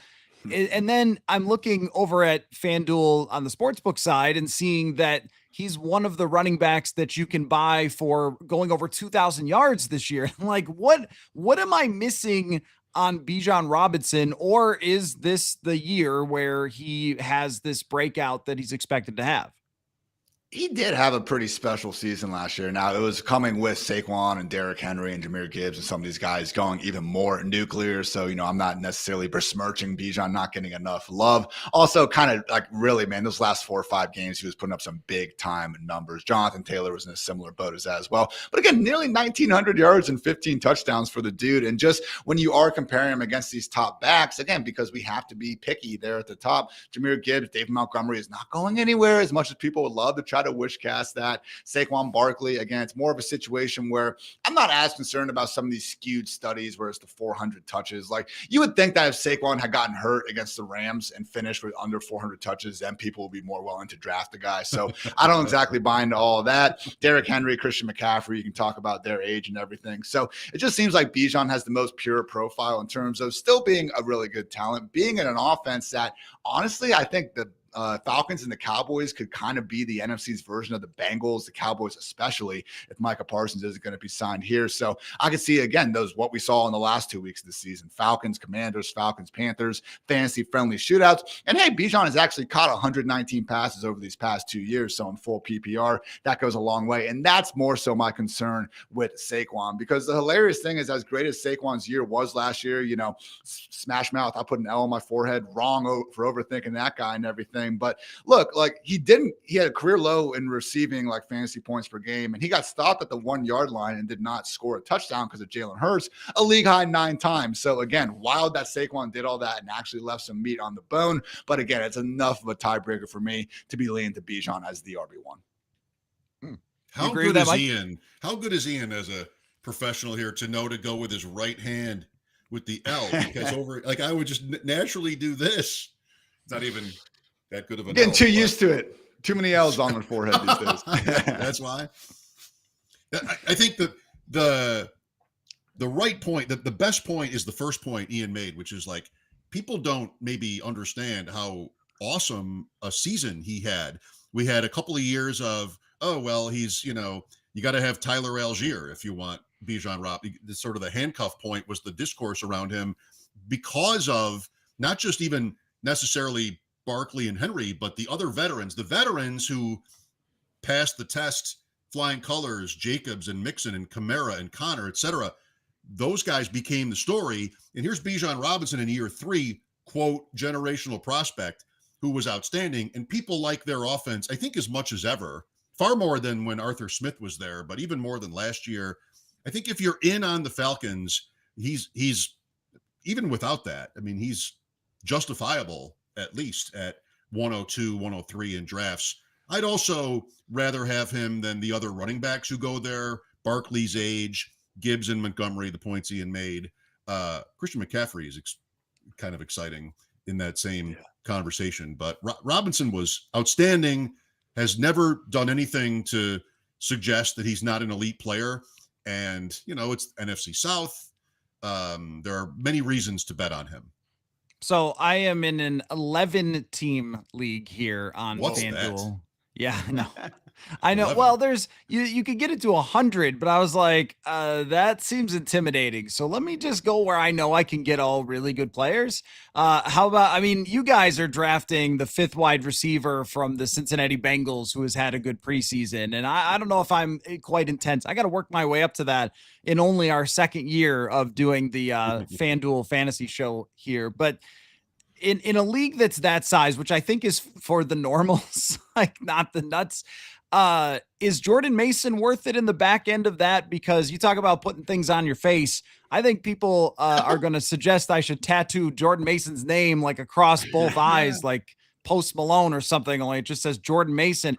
He's been really, really good in training camp. He's looked like a guy who averages 5 yards a carry that nobody's going to want to tackle, and they revamped the offensive line. Aaron Jones is still the starter, but it feels to me like as this goes along, it's going to be 1A or even could lean toward Jordan Mason as the season goes along.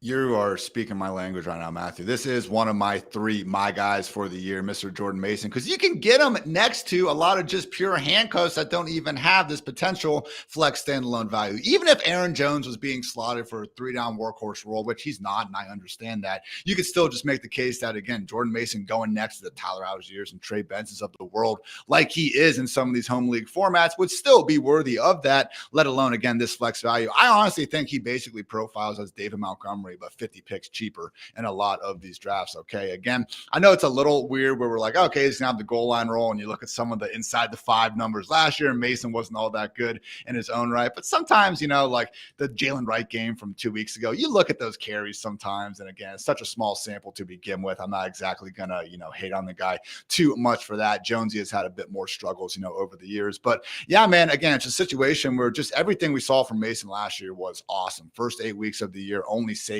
and Derrick Henry have more total rushing yards. Those are also the only 2 guys ahead of him in terms of rushing yards over expected. Like, I just believe Jordan Mason is a really good running back. The Vikings traded for him, immediately extended him. And then when you combine that again with everything we've been hearing about the potential to be at worst a 1B, I mean, again, I say 50 picks later than, being a similar version of David Montgomery, almost has respect to David Montgomery. Montgomery is not taking Jahmyr Gibbs' job. I think there is a chance, like you're saying, Matthew, where we could look up in week 9 and go, oh man, Jordan Mason is now the most fantasy-friendly back in Minnesota. So 100% with you. And man, ESPN right now, pick 139, guys, going behind Scatabo, Austin Eckler, right there next to Tank Bigsby and Zach Charbonnet. Like Jordan Mason, one of my most drafted running backs this offseason. I'm trying to get him every chance I can. Going behind Scatabo. Yeah. Well, Eckler, that's a shocker. I mean, who is he going behind Bill at this point? Even like, is it going? ESPN doesn't move quite that fast. Yeah, I mean, Matt, we've talked about Mason a bunch of times. I'm into 1A, 1B, all that stuff. Where he goes in a lot of the best ball drafts is around a couple of tandems where, so the Giants, I mean, Scatabo just back on the field, rookie upside, okay. I'm not trying to avoid him, but I'd rather have Mason than Tyrone Tracy, I think, because of Scatabo. And you have, Pittsburgh, I like Jalen Warren a lot, but that's also in that same range. Otherwise, you're talking about mostly backups or handcuffs. Charbonnet is a little bit later, and that's kind of trending up. With questions about Kenneth Walker's foot. I think Mason is a fine pick, bottom line. Okay, I'm going to play a game with you guys now. Just, are you buying? I'm going to throw out some things. You both can tell me, are you buying? I'm going to start out with this. JJ McCarthy on FanDuel, 3,575 yards is the over-under. Are you buying, Ian, the over for JJ McCarthy? 3,575.5 is the over-under there.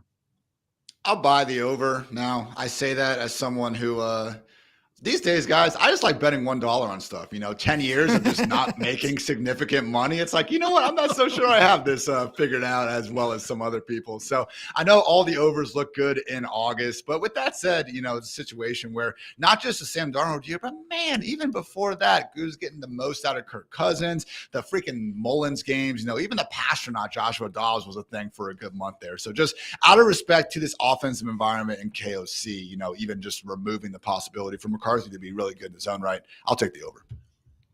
I'll go $2 on the under.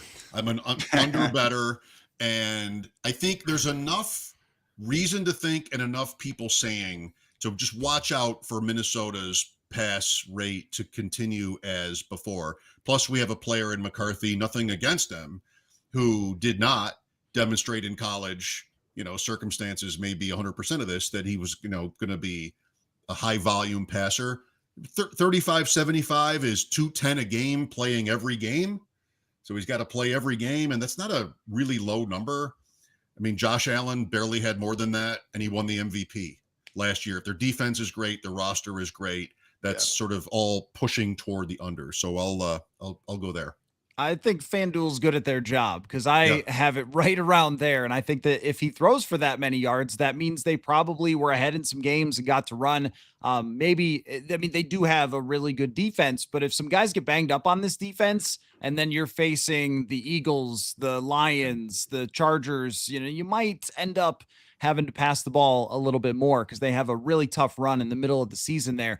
How about this? Are you buying right now in FanDuel a favorite to lead the NFL in passing yards is Joe Burrow? Are you buying Joe Burrow as the league's leading passer for 2025?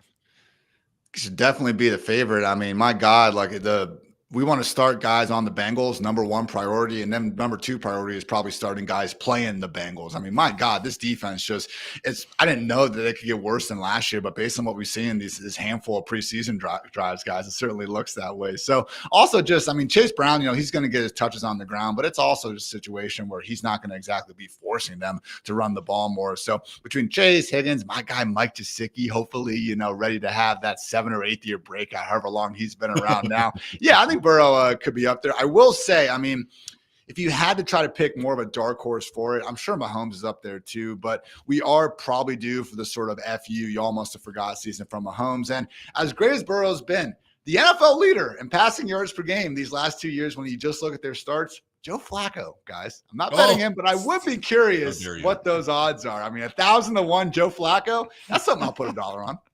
Wow, that's so good. That's Kevin from The Office, where he says if anything is ever like 10,000-1, he's going to bet on it. If he is going to bet $1 on everything, you got to bet that. Like you said right away, he deserves to be the favorite. I never want to bet anybody who won the year before in this environment. And I don't know the price, but I think Prescott is a fun bet here with everything we've already said about Dallas. He's done that or come close to it. By the way, someone else, if you look at I don't have it in front of me, Matthew, but the last 8 or 9 years, this statistic, it's 7 or 8 different guys. Tua Tagovailoa led the league in passing yards 2 years ago, maybe 3 years ago. So it's a little bit random in that sense, but Prescott makes sense to me. Penix too. What are those odds? That'd be that's a serious one. The Flacco one's not going to happen. Penix, actually, I legitimately do like that. Bryce Young. Penix is a plus 1,800, which is not. He's got almost the same odds as Caleb Williams, who is not going to lead the league in passing. There's no chance of that. Bryce Young is nuts. I'm just thinking about this for the first time, but the coach, maybe they get scored on a lot, and he's not coming out. I could see. I can't really see a Mike Vrabel team having Drake May in this conversation. Can't see. Tua, can he stay healthy the whole year? What about Geno? Geno could do this. Or are they going to run Genty too much? They just running Genty too much? Yeah. Pete Carroll. Too much Genty. What about Trevor Lawrence? Like it. That's a dark horse one. Similar to Dallas, honestly, where you just look at that backfield and it's like, well, what if the answer is just they throw the ball to their awesome wide receivers a lot more often? Man, if that coach can sort of click into Lawrence and we sort of remember the player he was at Clemson, then sky's the limit. The issue I think with Lawrence for me is that he just doesn't seem to want to push the ball downfield. He's always ending up with 6.7 yards per attempt, and that might keep him from racking up huge numbers. How about that's this Herbert one? Too, right? That's Herbert yes, too. Yeah. Well, and Herbert is they're just going to run the ball a ton. You draft a first round running back, Omarion Hampton, you sign another one. They're probably going to run the ball a lot. How about this for season leader in rushing touchdowns? The favorite is Derrick Henry here, but intriguingly, Kyren Williams is in this conversation. Josh Allen is in this conversation. Jonathan Taylor. Who would you say are you buying for leading the NFL in touchdowns and touchdown runs? I'm sorry. Henry definitely deserves to be the favorite. We haven't had one of these 30 touchdown sort of seasons in a while. I remember Tomlinson and Priest Holmes when these guys were going back and forth in the early 2000s. So it's been a minute. But yeah, over these last 2 years, it's Henry in first with 28. Tied for second is Jahmyr Gibbs and Kyren Williams. David Montgomery in fourth. Hilarious. The Lions have 2 guys in that big group. But yeah, I think a real dark horse would be Jordan Mason. Again, just kind of going off the David Montgomery kind of thing there. I will say Josh Jacobs is someone where I think he is a legitimate, darker horse who maybe shouldn't exactly be there. I've drafted a lot of him as you're getting into redraft season because, again, you get to this point later round 2, preferably early round 3, where I just feel like people are almost bored of Josh Jacobs and everything. But if there is one consistent factor in that Packers offense, it is Jacobs, particularly with Mark. Oh my God, I would love to see Marshawn Lloyd just play, more than a quarter of football. How beautiful was it seeing him out there for about 10 minutes, catching that wheel and everything? Already hurt again though. So I would say Josh. It's like when you're Jacobs having a great dark horse. It's like when you're having a great dream and you're sort of on the cusp of waking up and you know it, and it's like, oh, this is not going to last, and it's over. Just and it's going to end, and it ends. Okay. I've never thought of Marshawn Lloyd that way in those terms. That's probably the first time I've heard that. Yeah, I mean, this is a hard one to figure out. And this is where I did want to tie that to Jordan Mason. And I know like Kevin O'Connell's going to throw touchdowns, but it would not totally shock me. Now, I'm not saying he's going to lead the league in touchdowns, but it would not totally shock me if he somehow got into this discussion, because every time they got within the 5-yard line, they were going to run Jordan Mason. I think they were so frustrated last year with having to have their quarterback throw it into the end zone every time that is a big reason that they went to get Jordan Mason. That was a hard one to figure because, Jalen Hurts is always going to be, doing tush pushes at the goal line as well. But can he get as many as he did last year? You mentioned all those times that Saquon got stopped at the 1. That's pretty unlikely to happen, right?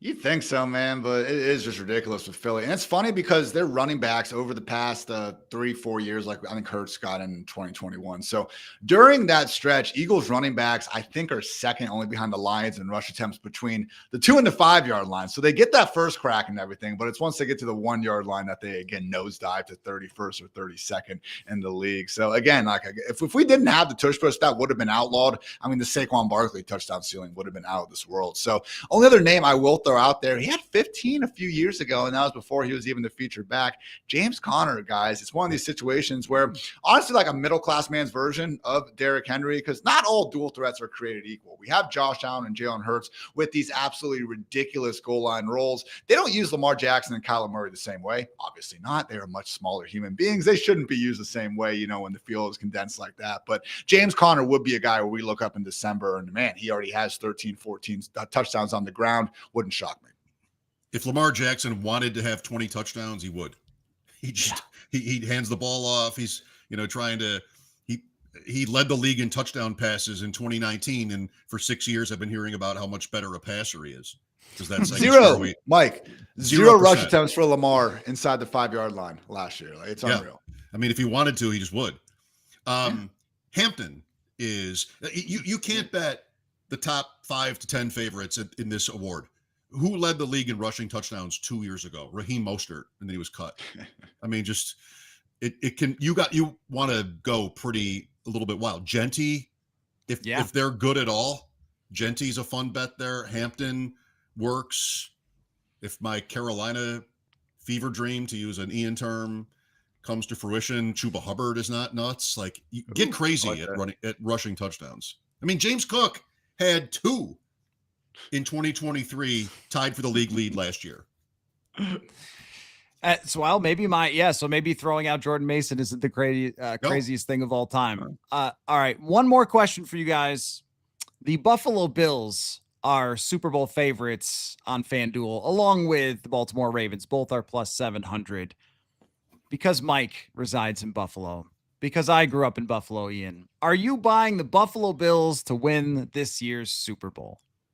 I am. I've been on this since the summer. I think I was actually talking about it with Mike on his radio show. Always a good time over there. But yeah, man, it's just a situation where I think it was Ben Solak, ESPN. Always love reading his stuff. He pulled up the stat where the 2 best 5-year stretches from teams who did not even make a Super Bowl, I think ever in terms of just DVOA, have been the 2020 to 2024 Bills and Ravens. So it really is just sad what Mahomes has been able to do to those 2 fan bases. But again, it's just a situation where the Bills have been so freaking close. I don't need to tell you guys that. And at the end of the day, I do think Josh Allen is playing as the best quarterback in the NFL. And these conversations are always tough because, yeah, of course, Mahomes should get a lot of credit for everything he has done in his career. And like that needs to be considered in these GOAT or best quarterback debates. But again, if we were playing just backyard football tomorrow on the playground and I had to pick one guy to lead my team for one game, it would be Josh Allen at this point. So defense continues to be good. Again, I just feel like they have enough weapons all around the offense, even despite the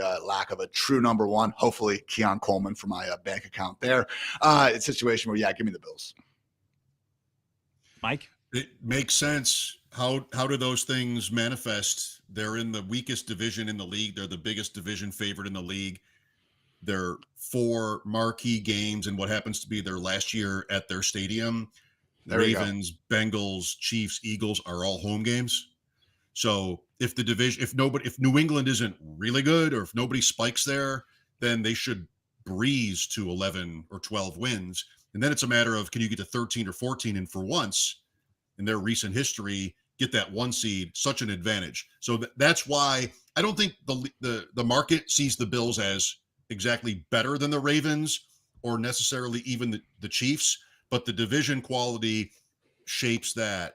And I don't know, like living here most of my life, you can't even really sit with a storybook season. But if you were to have that happen in the last year of a stadium, they've lived in for more than 50 years, that's pretty good. I mean, that's a little bit like the Tuck Rule game where New England sends out their stadium and they get these, huge advantages, the snow and the call, and then they just go on and they have a quarterback who was drafted the 6th round and they go on to dominate the league for 20 years. So maybe I should be open to that kind of thing, but it's just not how we were raised up here. So, week 1 is Baltimore at Buffalo on Sunday night. And what is that now? Maybe 18 days away. Can't wait. Can't wait. I was buying it last year because I thought there was a lot of the discussion was about last year being a little bit of a reset year for the Bills. And so when they were rolling, it was like, oh yeah, okay, it would have to be the year we didn't expect, not the year where we thought that they were going to be the strongest. And then, maybe a guy catches a ball and things are different, but that's what happened. Life. Manning's Colts. I mean, Manning's Colts were in Belichick and Brady's shadow for those years. It was of the 6 or 7 year Colt run with Manning, it was their worst team by point differential that won the Super Bowl.